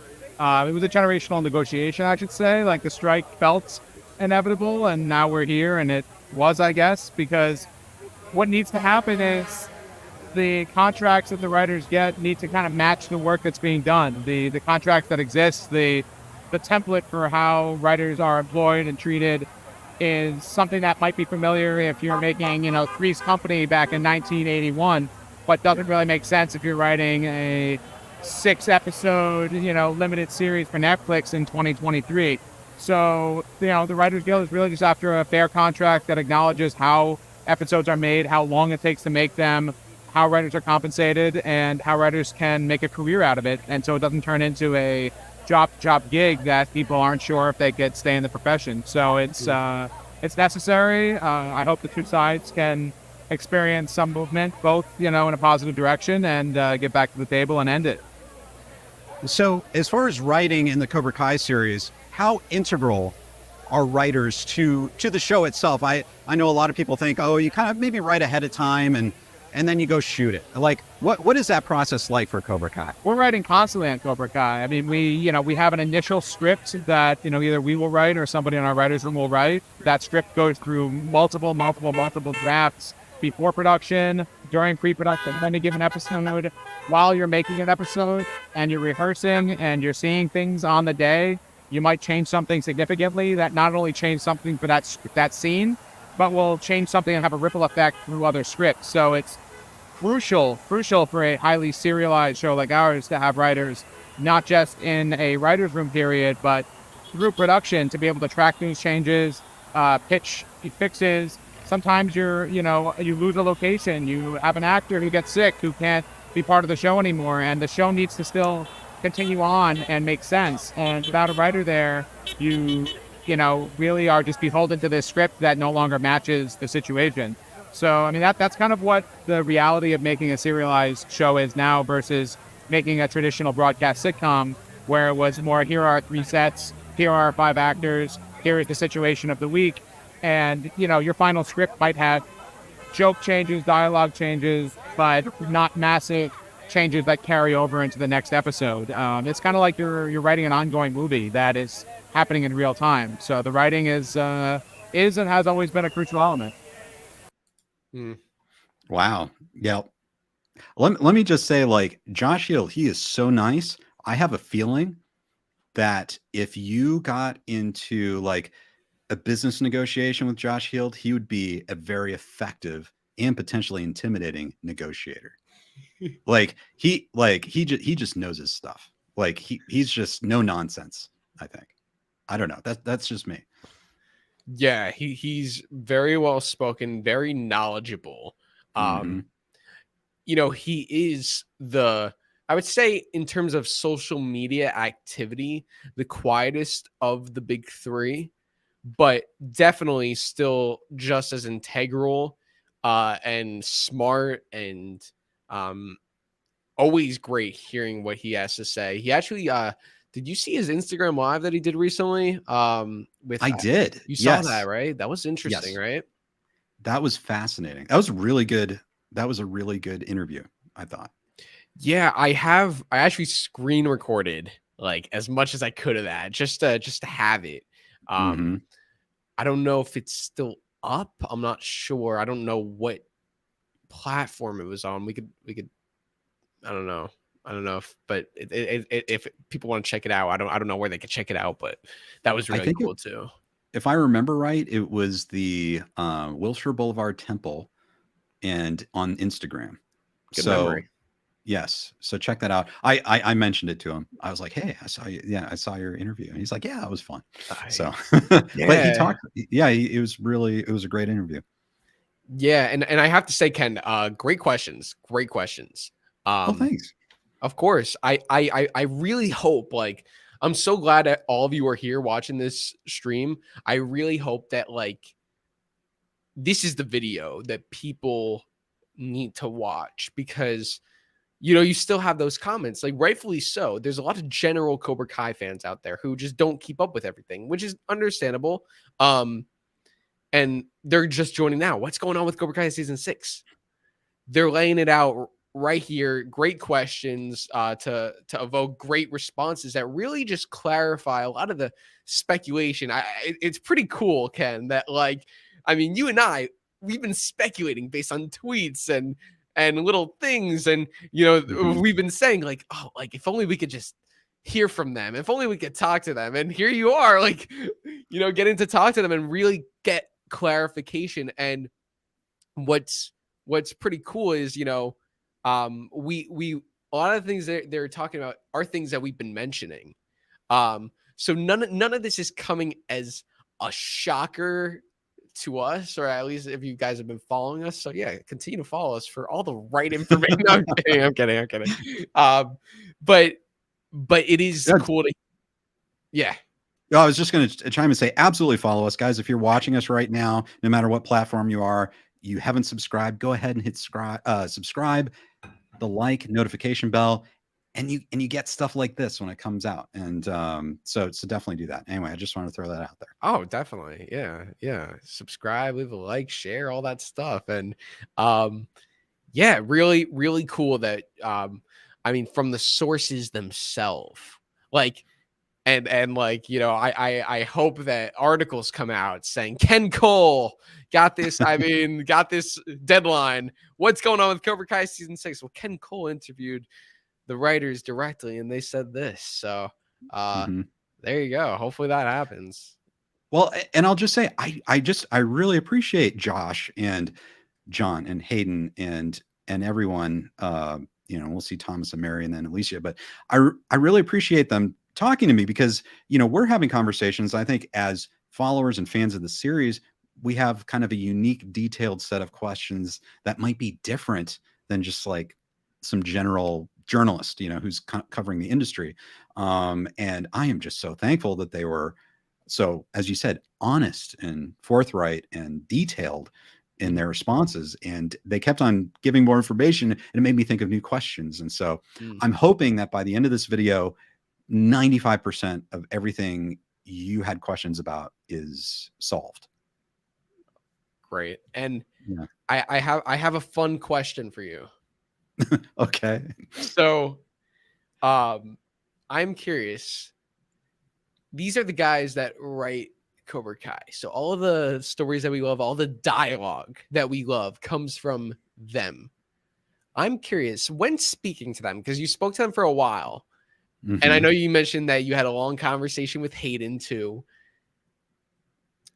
Could you tell at certain points, oh yeah, these guys definitely write Cobra Kai? Like, that's something Johnny would say, or that's something like, did you ever get that at all? That impression? You know, that's a brilliant question, Drew. I don't know. I think I had a long heart-to-heart with Hayden about Terry Silver, because they're all fans of Terry Silver, but Hayden is like a super fan of Terry Silver. And so I could see, you know, and Hayden said, he has said before how he hopes to emulate Terry Silver in his own life, you know, half jokingly. You know, Terry's model of success, right? And so I can definitely, I could definitely see the love for Terry and all that. I have to say something though, like, I don't know if I could put it, like, there's something about all of them coming together, I think, that creates something amazing. Like they all have very, and you've pointed out, very distinct, you know, personalities. They're all very intelligent.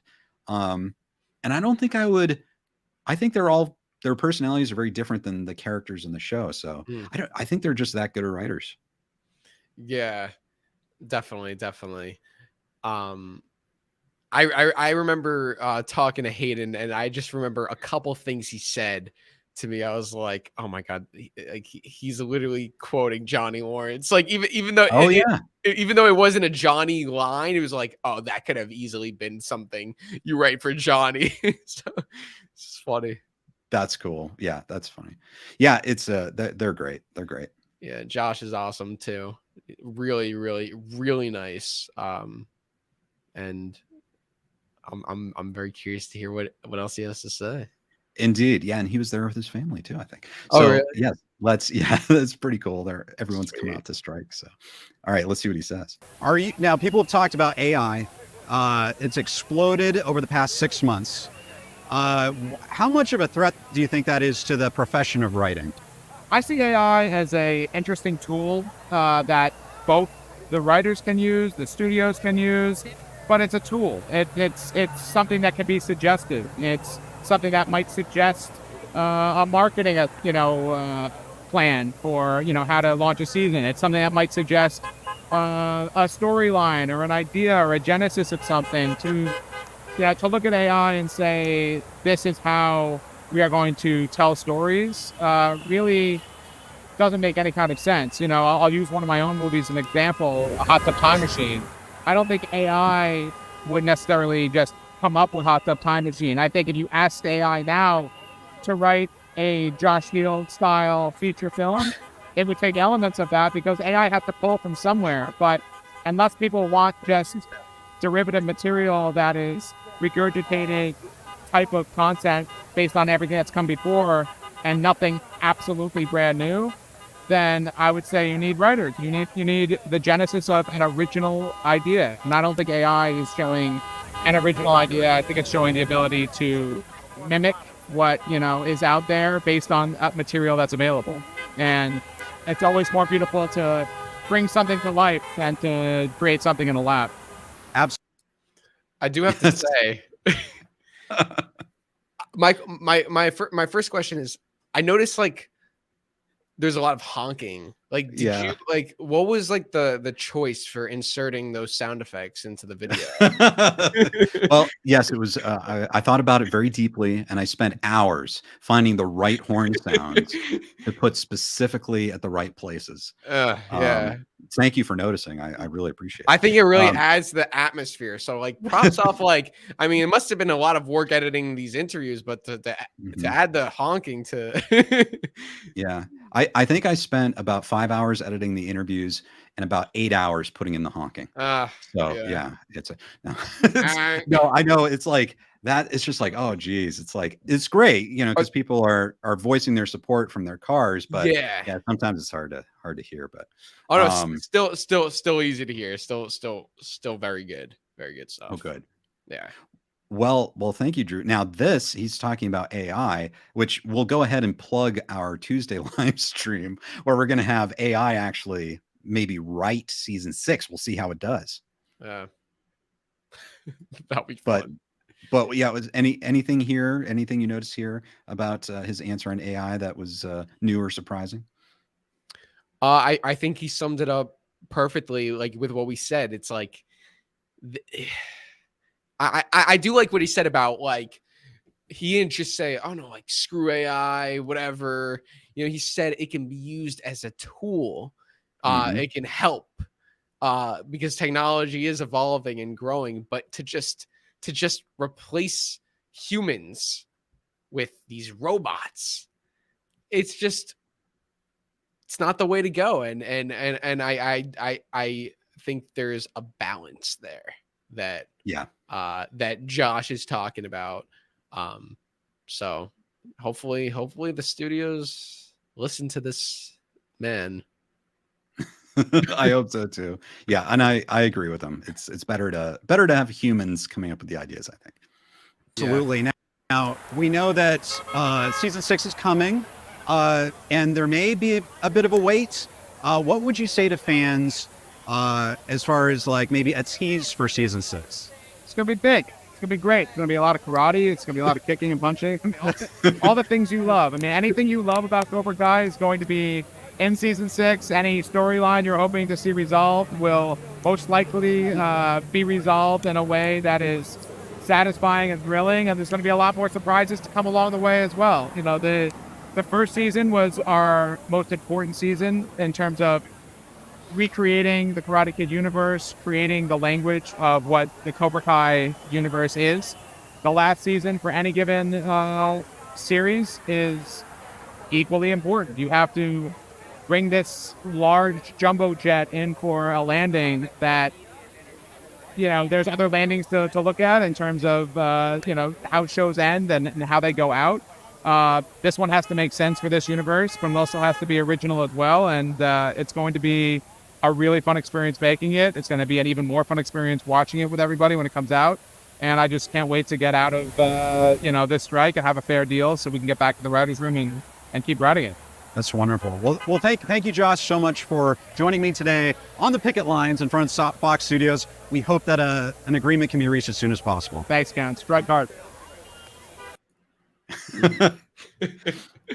So I thought it was very fascinating that, you know, he was talking about how important, you know, obviously he's hyping season 6. It's going to be amazing, but how important season 1 was, but how important it's like bringing in a jumbo jet for a landing. It's equally important to have a great final season. So I think it's putting a, I don't know. I don't know. I don't know if it's like extra pressure or something, but he's just talking about how important it is that season 6 is the last season and they have to land this plane. I will say, as much as I hate to say it, 100% there is pressure. 100%. Right. I feel like for them, they're not feeling the pressure as much because they're fans. They know they're going to they know the story they want to tell. They know they're going to write something good. And I think we're all confident, but like, not that there's any doubt that it's not going to be good. It's going to be amazing, but there is still pressure for it to be amazing in the sense that I've always said this isn't an original story. If this was, you know, like a random series that they created, let's say like Obliterated. I don't want to use Obliterated because I do think Obliterated will be amazing. Let's say they create a random series, and seasons 1 through 5 are amazing, and then season 6 doesn't stick the landing. It's like, oh man, well that sucked. Like that season was weird. That season was bad. Okay, but with this show, they are continuing a franchise that began almost 40 years ago, and they made the decision to bring this franchise back to life in the form of a series and bring these characters back. And I always said that you cannot bring this series back without a purpose. What was the purpose of bringing this show back? And a lot of people could say it's the redemption of Johnny Lawrence, it's the redemption of Daniel Russo or John Kreese. I don't know. But we really don't know the purpose until it all resolves. Because let's say season 6 ends and Johnny's a deadbeat drunk again. I mean, it's not going to happen. But let's say, then it's like, what was the purpose of this whole thing? But if Johnny gets married and develops a family, which it looks like it's going to that, then yes, we could see there was really a purpose for bringing this show back. So that's the biggest question for me is like, or like there is pressure to deliver a final season because you know there's going to be fans that are like, you're telling me we waited 5 years for this? Like you're going to have those fans that will say that. Hopefully it doesn't happen. I don't think it will. I think they're going to deliver, but there is pressure.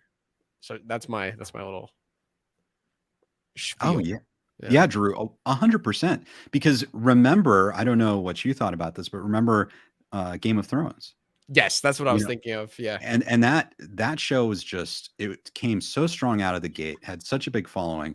And that last season for a lot of people, season 8, I think, really I guess in Josh's metaphor, that jumbo jet just crashed. Like they didn't really even bring that down. And for a lot of people, that last season faltering kind of ruined the show.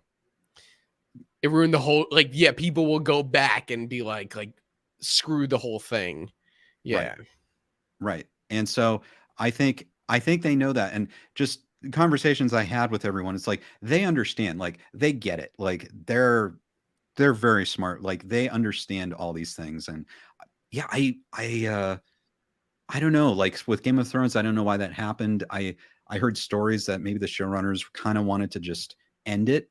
That HBO wanted it to keep going, but they wanted to sort of end it and get out of it because I think they were going to go work on Star Wars movies or something like that. And maybe you can kind of see that. You can maybe see that they were just trying to finish it. And maybe that's why everyone got, a little whatever, they didn't really care how the plane landed just as long as it was on the ground and stopped somehow. But yeah, it's cool. It's cool hearing Josh talk so excitedly about the last season of Cobra Kai. Yeah, you know what it made me think of, when Kreese died in the beginning of the season 5 finale. Right. It was that point where I was so upset. And not that I didn't think like he should die or like whatever, but with how the story was progressing, seasons 1 through 5, with what they set up, they did not set up that death. It was even though he didn't die, I'm just saying if he did die right then and there, it was quick, it was sudden, it was not an appropriate death for his character, because he still had things to resolve. The biggest thing for me is like, he has to make amends with Johnny. And if he had done that, then okay, sure, he could send him out right then and there. But like that would be a situation where if they were to do that sort of death in season 6, it would be like, what the hell? What the hell? Because then you go back and you watch Kreese's story and it doesn't lead to a good ending or a satisfying ending. So I mean, you best believe it. I was freaking ecstatic when he jumped out of that chair and when he when he walked out of that prison. I was like, "Yeah, boy, let's go!" So, yeah, yeah. I was about to say, if anyone out there has not yet seen Drew's live reaction to Kreese's death, check out that video. You just posted that, Drew, recently. It's a must watch. That is like an all-time amazing reaction. Oh my god, it was like I literally went through all the stages of like grief. It was probably one of the most surprising moments of my life. Like I was like when Kreese was crying, I was like, oh my god, he's crying, and then he gets sayonara sensei gets stabbed. I'm like, I was mind blown. Anyway, I digress. But yes, you're right. But you see, it's like they understand. They know that wouldn't have been satisfying. Yes, so yes. I think bringing it back to Game of Thrones again, I think season 8 was basically Kreese's death scene, and then it was over. Like, I think that's why everyone was so upset. But that was the only scene in like Cobra Kai that actually like now that he's alive, I'm fine. But that scene actually pissed me off. I was so upset with the show in that moment. I couldn't really enjoy I did enjoy the finale, but I was like, I always had in the back of my mind, like every time they like cut to something, I'm like, did they really just kill off Kreese like that? So yeah. That's amazing. Everyone check that out. That is on Cobra Kai Kids channel. Go over there after the stream and do yourself a favor and watch that reaction. That's amazing. Okay, let's see what's next. I think this is the end of this one. Thank you so much. Thank you. Okay, ladies and gentlemen, a huge surprise for you today, a huge surprise for me, is being able to talk to Thomas Ian Griffith and Mary Page Keller. Amazing. I can't believe the talent that I'm in the middle of right now. This is absolutely incredible. It's great to have you here. And I wanted to give you an opportunity to talk directly to fans about what's happening today and why this is important if you enjoy watching scripted entertainment. Why is this important? It's an important time in our industry. A change is necessary. It's not that we want to do this. We all want to be either writing or actors doing the show. It's something that it's a necessity right now to get fair wages, especially for the mid-level writers, to help them learn to be able to go up on set and grow as producers. These are all things that just will make the shows we watch that much better. So that's what we're really fighting. And hopefully it'll be resolved soon, then we'll get a better deal. Yeah, and for the writers, the creatives, just across the board, it's kind of existential. There's not a single aspect of this industry that isn't dreamed of and born out of a storytelling, because of love for storytelling, and that just needs to be respected and honored. So it feels like it's time to... Now's the time to support artists, to really embrace them, because that's the unifying force. That's the beauty of what we do. On their television or movies or music or whatever it is, it brings people together. It's like, right now, let's not try to cheapen that. Let's embrace them. Yeah.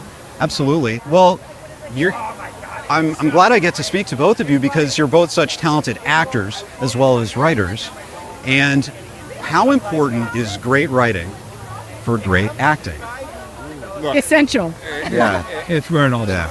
We've been actors, our whole adult lives, and we've been writers for the last 15, 20 years. And it's like, it's the most important step of the process for us, because that's where your imagination runs free. You create these characters, and then when the actors come and bring it to life, and the whole crew and set designers and directors, is so collaborative. It's such a beautiful art form. And it begins on the page. It begins on the page. You have to have that great blueprint. What is your hope going forward? And I don't know if you're able to talk, because I know SAG just authorized the strike vote. Just the moment we're in right now, and and Thomas, you mentioned this is the moment to support artists. What does this mean in terms of, even people talk about AI, artificial intelligence, and how that could impact art? We're not trying to stop AI. We're just trying to make sure it's used in the right way in terms of creating content or protecting actors. That's why we have such incredible support out here today, and at all the studios we've been to, that the actors are really uniting the writers and because I think as a force, as an entity, we'll have the power to make it the proper change. Absolutely. And so tell us a little bit about, so collectively we're working on at least 2 projects right now. Virgin River, which I know fans really are going to be interested in checking out, and then also a tease on Cobra Kai season 6. All right. Well, we were right on season 5 that they just announced on Netflix that will be coming out in the fall. After we came on Virgin River, we were part of a great writing team for that, and we were just starting the room for season 6, and we were we just got a few scripts done, and we're really hoping to go back soon. We have what we really feel like is going to be a great season.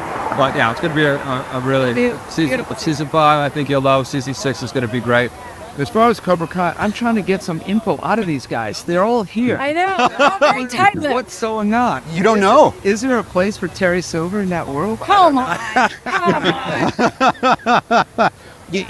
There's a large contingent of fans that are very much want to #save Silver. I love it. We're on Terry's side. I love it. Yeah. Well, I just have to say to the fans, it's been such a blessing to come back to acting with that role. It was full circle, the first movie role I ever did, 29 years old. So it's just been a joy, and the fans are literally the best in the world. They're just incredible. No doubt. Thank you all. We appreciate it. Thank you so much. Thank you so much. Number 1 fan. The best. The best. That is an honor. That is an honor. Thank you so much, guys. Right. Yes, best of luck. Ken! Wow, that was incredible. How wonderful. Just, to be acknowledged as a fan, Terry Silver fan, by Thomas Ian Griffith and Mary Page Keller. That's incredible. All right, everyone, I am here with Hayden Schlossberg, co-creator of Cobra Kai. Anyway, so yeah, I guess we should pause it for a second. But yeah, there you go, Thomas Ian Griffith and Mary Page Keller. My mouth hurts from smiling. That was But so good. You see how just cool they are? They're just so cool. Yeah, and oh my god, when he it's so funny. The part that made me laugh. He was like, the way I love how he says Cobra Kai. Well, he said it like, Right. he's like, oh yeah, I want to get back to Cobra Kai. I love how he says Right. I love how he says that. Oh, so that was cool. Oh my god, they're both so nice. I'm glad they gave you that credit. That was awesome. That was great. That was great. What was that like for you? It was I don't know, it was it was really interesting. It was an amazing experience. I like, it's one of those where I had to mentally check, it's like, hey, is this really happening? And and just, oh, okay, is the camera right? And then it's just like making sure that it's great. And it was just so, they're warm, so talented, and it was an amazing moment. And right, it's like you didn't have to say that, but it's like they did, and they thanked me, and they thanked all the fans out there, and it was great. It's amazing. It's amazing. I'm sorry. Can you just play the part where he just says Cobra Kai just really quick?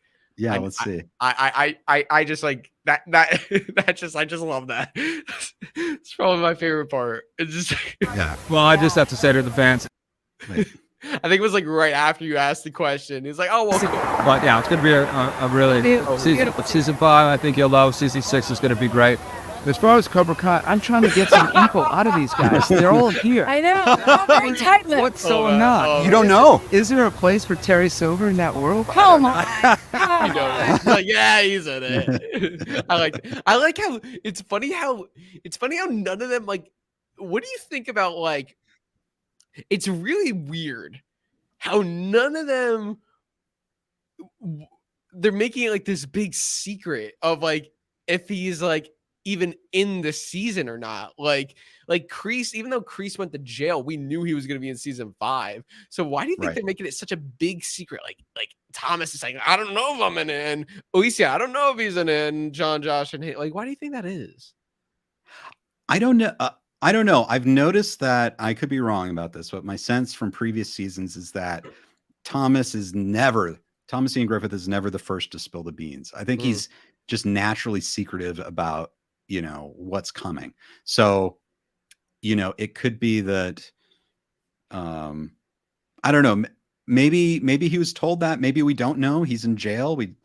There's mystery there, so we don't quite know. Although we can see that he has been growing his hair out. So, his hair just comes and goes at different lengths, and now it's longer. It could be ponytail length, right? Yeah. So that's the sign a lot of fans are looking for. So maybe that's all. Maybe that's all we need.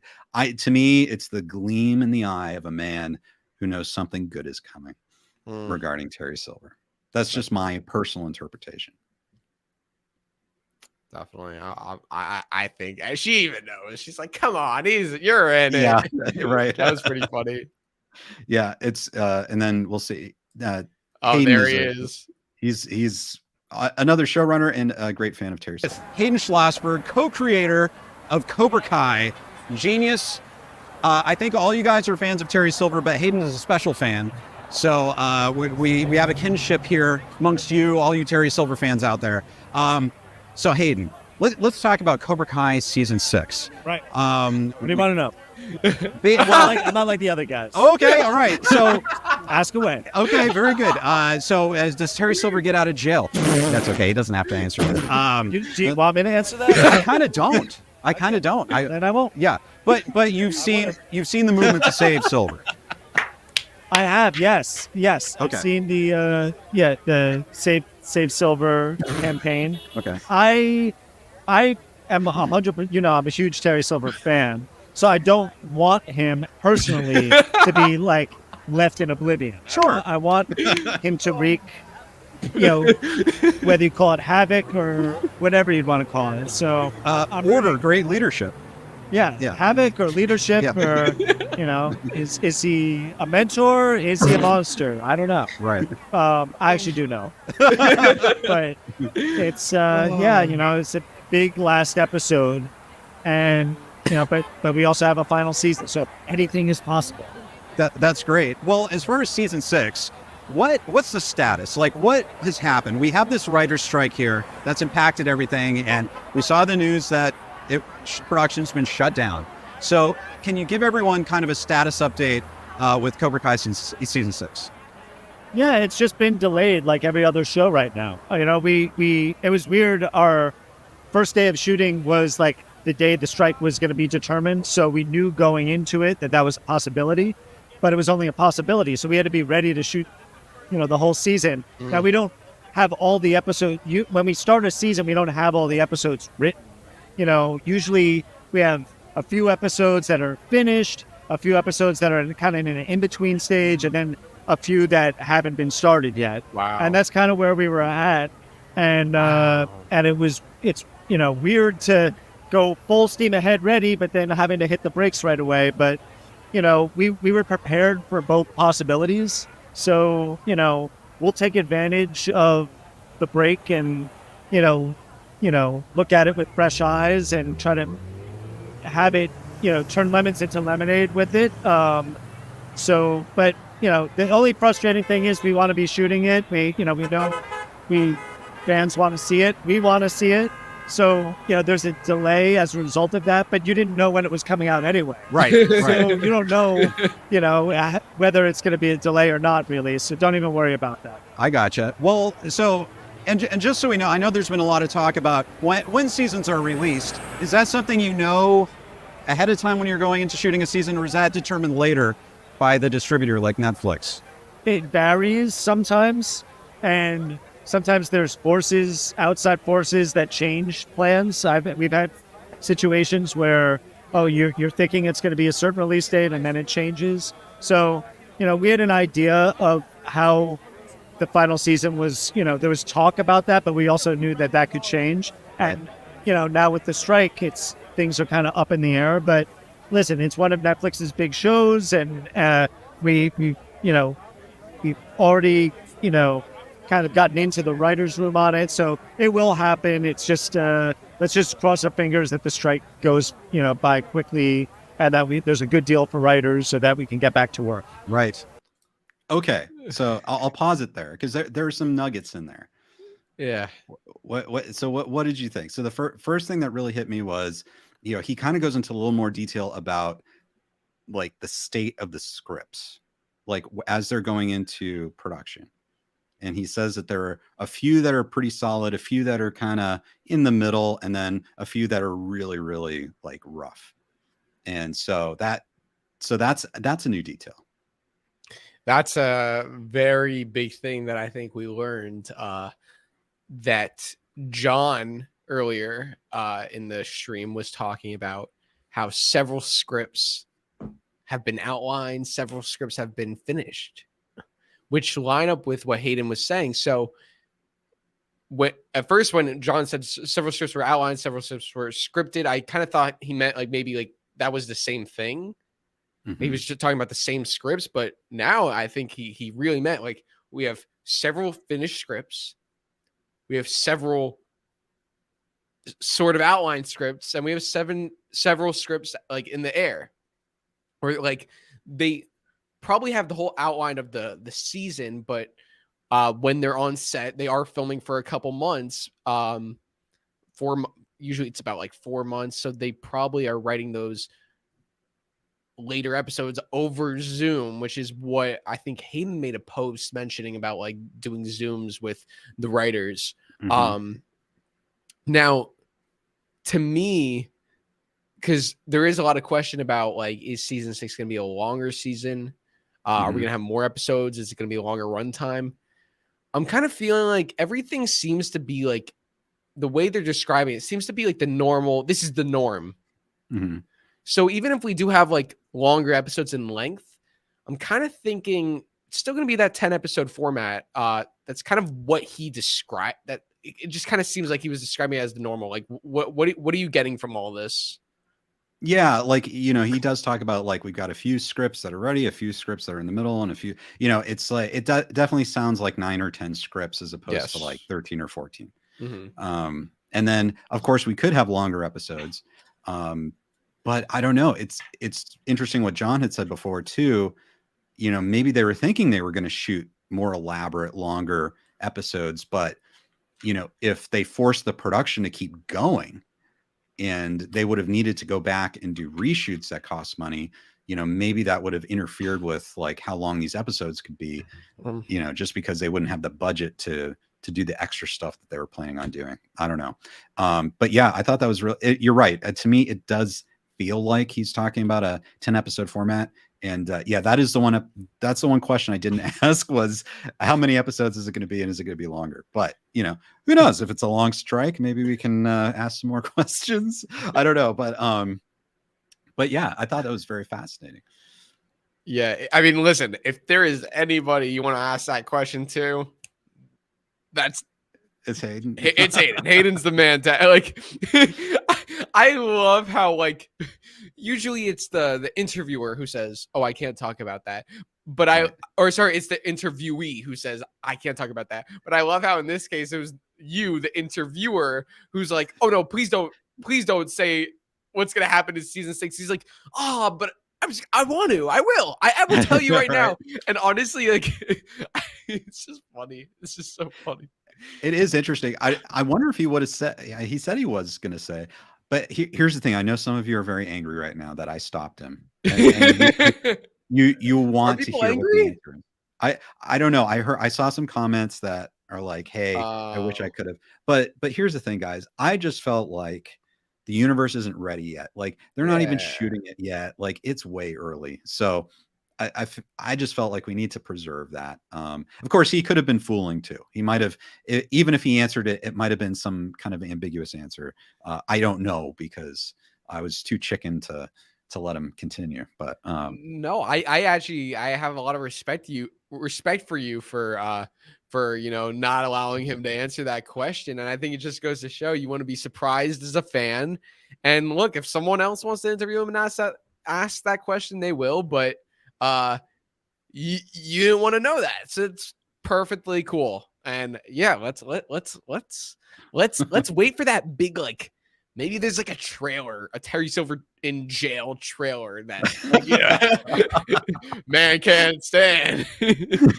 Like another From the Back, only there are bars in front of them. There's bars. It's like the same trailer. It's like man can't stand, he can't fight, and it's like lunchtime boys. He's got like a ponytail, but he's in like a jumpsuit. He's in a prison jumpsuit. He's standing there. Yeah. Oh my god.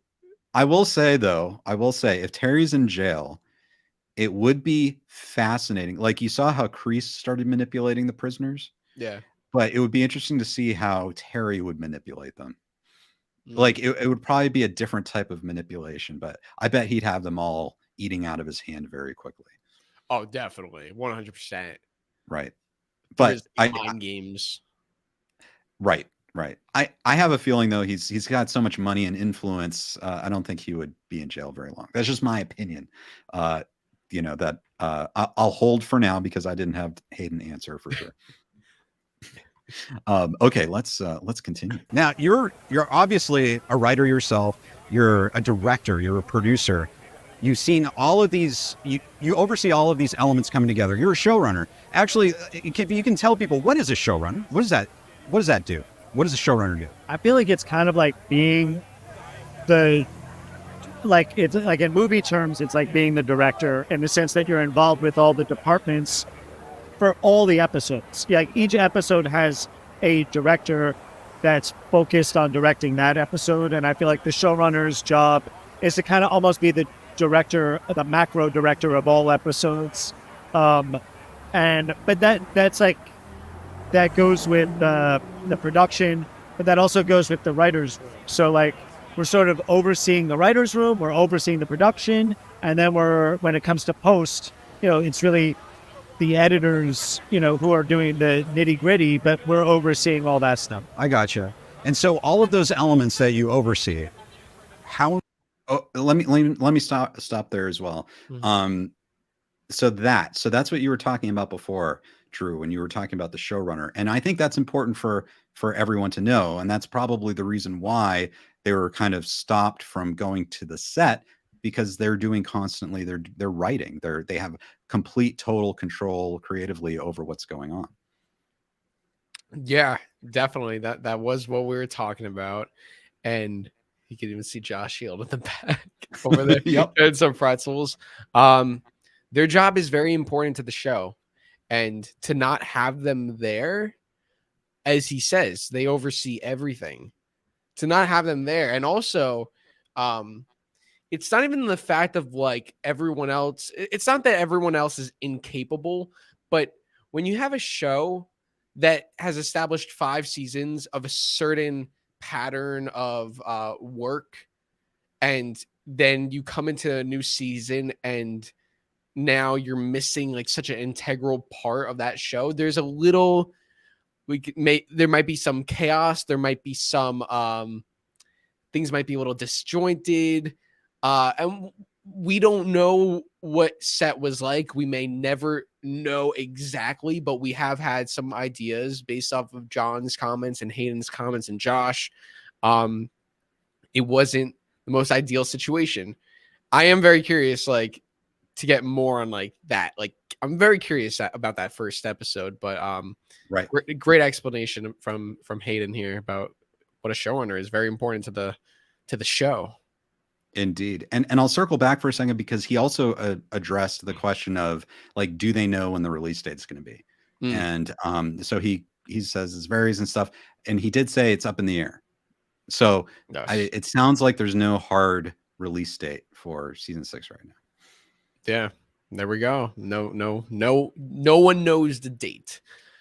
Indeed. So and thank you, Jaws. Really, that's a awesome. man can stand, can fight. Appreciate that. Thank you. All right. Important is writing. So that. Not really important. What was the it's question? kind of like Let me back up here. No, all good. there's, who are doing the nitty gritty, but we're overseeing all that stuff. I gotcha. And so all of those elements that you oversee, how important is writing to that? Not really important. It's kind of like, a formality. Let's just say, you could just, no, it's for us. I was shocked, like going into this industry, I always just felt writers were the most important thing, because the things that when I fell in love with movies and TV shows, I was always obsessed with who came up with this. Where does this come from? Whose brain did it come from? And John and I, when we were friends, we bonded over the fact that we knew, like, the Zucker brothers. And Yes. Zucker brothers directed Airplane and Naked Gun, but they also wrote Airplane and Naked Gun. Right. It wasn't just, we became directors not because we felt, they're the auteurs of art, but because we felt that, we didn't want to write something and then hand it off to somebody. We're control freaks, so we wanted to be there every step of the way. But as far as I'm concerned, especially when it comes to comedy, the writer is so crucial and important. It begins and ends there. And not to take, any credit away from directors and actors. I, direct. You can't do it without everyone. It's a collaborative medium. But all the other people have something to start with. They have a script. Writers don't have anything. There's a blank page. It's the most creative part of the process. That's what I love about it. It's also the most challenging part. That's why we deserve the most money. That's great. Well, I love how you edit the close-ups of it. There you go. It's very, I see, it's like a new version of that answer, but I think it's great. And I loved how he brought up the Zucker brothers. Obviously, I love those movies and stuff like that, but he's right. I mean, the writers are the ones who are dreaming this stuff up. Everyone else has something to go on already, except the writers. It's just a blank page. Yeah, I really love that answer. Even how he said something that even I was able to relate to, where he said, growing up, he thought writers were the most important part. And I would have never imagined that the writers of Cobra Kai and all these amazing shows aren't getting what they deserve and are being treated they're not I'm trying to think of the word. They're not getting exactly what they deserve, and you know, there's conversations about replacing them with technology, and it's nuts. And I would never think that, but this is the reality that we're in, and yeah, great answer there from Hayden. It is, yes. Hayden, thank you for joining me today here on the Picket Lines. Very cool to learn about all of this. As far as Cobra Kai season 6, you had previously teased that if every other Had to crash the boss. You saw. Funniest thing, he literally like was walking, he looked, he walked away, and it's like he came back in. Oh, yes. God. So everyone. All right, I'm going to play this again. Watch the center of the screen in the background, and you'll see the whole sequence. Very cool to learn about all of this. As far as Cobra Kai season 6, you had previously teased that if every other Had to crash the boss. Oh my God, it's so funny. See, he's an expert. He's an expert video bomber. Oh my God. It literally, oh my God, it's like the third time. It's like the third video that he oh. The master. Man. Oh, amazing. Thomas, amazing. You're previously He's clearly gotten out here. Like, so we'll see. Maybe that's a sign. Wait, what? What? So Drew, I think that's a vague hint. That could be a vague hint. Maybe. What's going on? Why? I'm so okay. All right, Ken. Everybody in the chat, let's remember this question. I have a very important question that we need to remember this question so we could ask them at one point. Once like Silver is like officially announced and like things are going and whatever, and we know he's gonna be in the season, we need to ask the writers, why was it so ambiguous? Right? Like, why is nobody like, because you could say, yeah, he's in it, but as for what his role is, you'll have to wait and see. But like, why is it so like he's growing out his hair? I mean, I feel like it's like I don't understand the big secret. He's already a part of this cast. So like would you say that's a fair question to ask one day? Yeah, I think so. Maybe are you thinking just because it is ambiguous? Like, whereas the other characters we know they have to be in there. Like, do you feel like Terry Silver isn't a regular necessarily? I do feel like he's a regular, which is really weird. As for why, like, you know, Kreese is confirmed, Kim Da-Eun, everybody's confirmed except for him. It's this big mystery, which I get he went to jail, but like, what they want to make it seem like he's gone for good when we all know he isn't. So I'm just curious. Like, I understand, like, okay, Terry Silver in season 4, you know, he was brought in new, so they want to make that a surprise, but he's already been reoccurring. So like, I don't know. Like, I don't know. Yeah. Well, yeah, I hear you. And that's possible. I feel like what Hayden just said here may be an extremely vague clue. So, yeah. Can we play that again? Yes. Play that again. And he's referencing the fact that he's referencing Thomas Ian Griffith. So he's clearly gotten out here. Like, so we'll see. Maybe that's a sign. Yeah. I like how I like how it's like the most random thing.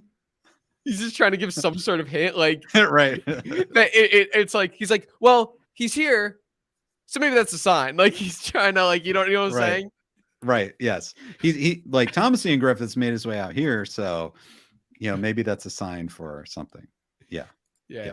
So take that as you will. Let us know what you think in the chat, what you think Hayden means by that incredibly cryptic comment.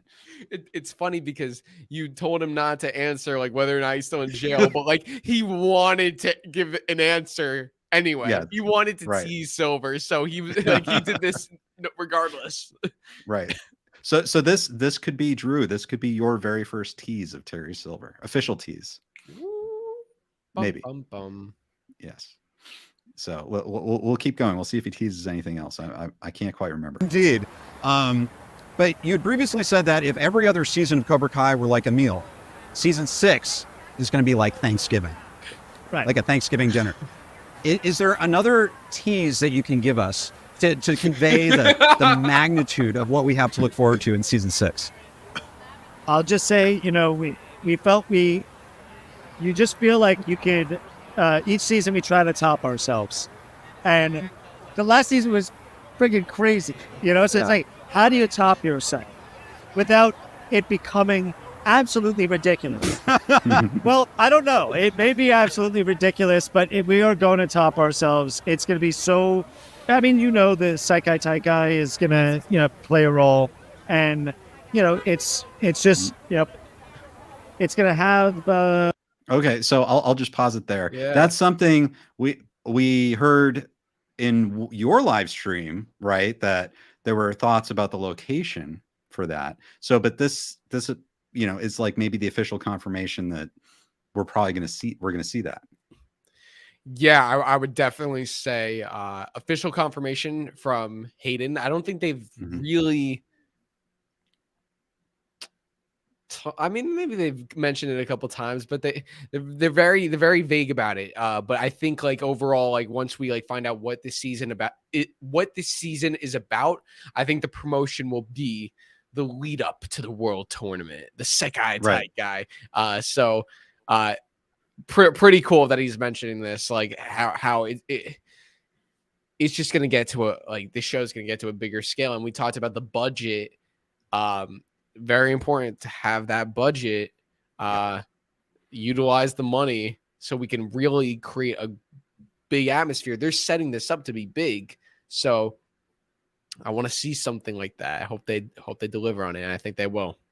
100%. And if they're short on money, which I know they won't be because they planned, I hope Netflix sees what they're doing and just dumps more money on them, because they go, this is amazing. We need this to be incredible. That's just my personal hope. Netflix will give them like twice the budget. Yeah, and if that doesn't work, we'll make like a GoFundMe page for season 6, like the Sekai Tai guy, like support the Sekai Tai guy set. I love it. That's great. A lot of what I loved in the big sequels of the 80s, a lot of this like kind of big international feel, but mixed in with all the payoffs of stuff that we've set up over the years. So it should be very satisfying. We'll see if it gets made. But that's great. Yeah. We know it will get made. We know it's going to be amazing. And Hayden Schlossberg, thank you so much for talking to me today. And best of luck. And we all hope that the deal can be reached as soon as possible. Absolutely. Writers. Let's do it. Thanks, Hayden. All right. Appreciate it. Okay. And then I basically just do a wrap up at that point. But Drew. Yeah. There we go. Those are the interviews. Oof. Wow. We've been going 2.5 hours. Oh my God. This is what happens when we go live. We just are not capable of going under 2.5 hours. It's just not possible. Like No, not at all. But I mean, some amazing information in there, Drew. Like, I think this video has some new morsels that are confirmations, teases of things to come. We know now what the state of the scripts are, going into a season. Maybe we have a little idea of how many episodes there are going to be. I don't know, Drew. What else? I feel like there's a lot of information in here. Yeah. I mean, we've really been diving into it. Once again, 2.5 hours of just talking about it all. I think I don't know if like, I mean, there were some things that like were like, oh wow, like, it's pretty big, but I think a lot of this is just like further confirmation on things that we've been speculating about, which is really nice to have some clarification and get some new teases. And I mean, that's all a credit to you. So shout out to you. Great interviews, great questions. And once again, congrats on those amazing opportunities. Really, really amazing. Absolutely. And of course, I have to thank Jon Hurwitz, Hayden Schlossberg, Josh Heald, as well as Thomas Ian Griffith, Mary Page Keller, and Alicia Hannah Kim. They were so phenomenal and gracious and gave such detailed answers to these questions. I really appreciate that they welcomed me down there to answer your questions as fans. Definitely. They were all incredible, super nice. And super great people to interview. So I'm glad you got to speak to them. And guys, definitely, if you watched the whole stream, thank you guys. We appreciate it, but go rewatch that footage. I am going to go rewatch that footage. I also want to see how you ended the streams or how you ended that video. So I'm going to go and watch that end after. Okay. So if you want to see all of that, check that out on Ken's channel. So, some really good stuff there. 37-minute video. Yeah, pretty incredible. I'll bring this up from your channel, Drew. Great job here tonight, gentlemen. Good information. Thanks.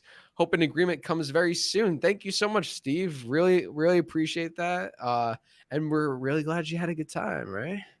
Yeah, 100%. And yeah, guys. So Tuesday, Drew, we're going to be doing writing season 6 with ChatGPT just to see how AI does, right? See if it's a threat. Let's see if it's really a threat. I mean, technically, this is what the companies would be doing. So right. We'll see if like we could come up with some. We'll see what they would come up with. And we'll see if who knows. Should be interesting. Should be very interesting. It should be. Well, Drew, I want to thank you for joining me tonight. When we started this Ken cast, you had fallen asleep, and I think it's best that I return you to your slumber now. And everyone out there, I know it's probably late, so we can all sleep and dream about Cobra Kai season 6. Yes, and you can bet when there is some new news, I will wake up. I will always wake up for season 6 news. But this was a great stream. Thank you for doing this with me. Always love coming. Yeah, always love chatting with you about this. So, and also I love the KenCast intro. I gotta say, I love that intro. Thank you. Big fan of the intro. Well, if you like that, we're gonna have an amazingly chill outro. When we're yes, let's go get the music. All right, guys, thanks for joining us, and we'll see you next time on Cobra Kai Kid and/or Ken Cole. Have a good night. Thank you for joining us tonight, and we look forward to seeing you next time on KenCast.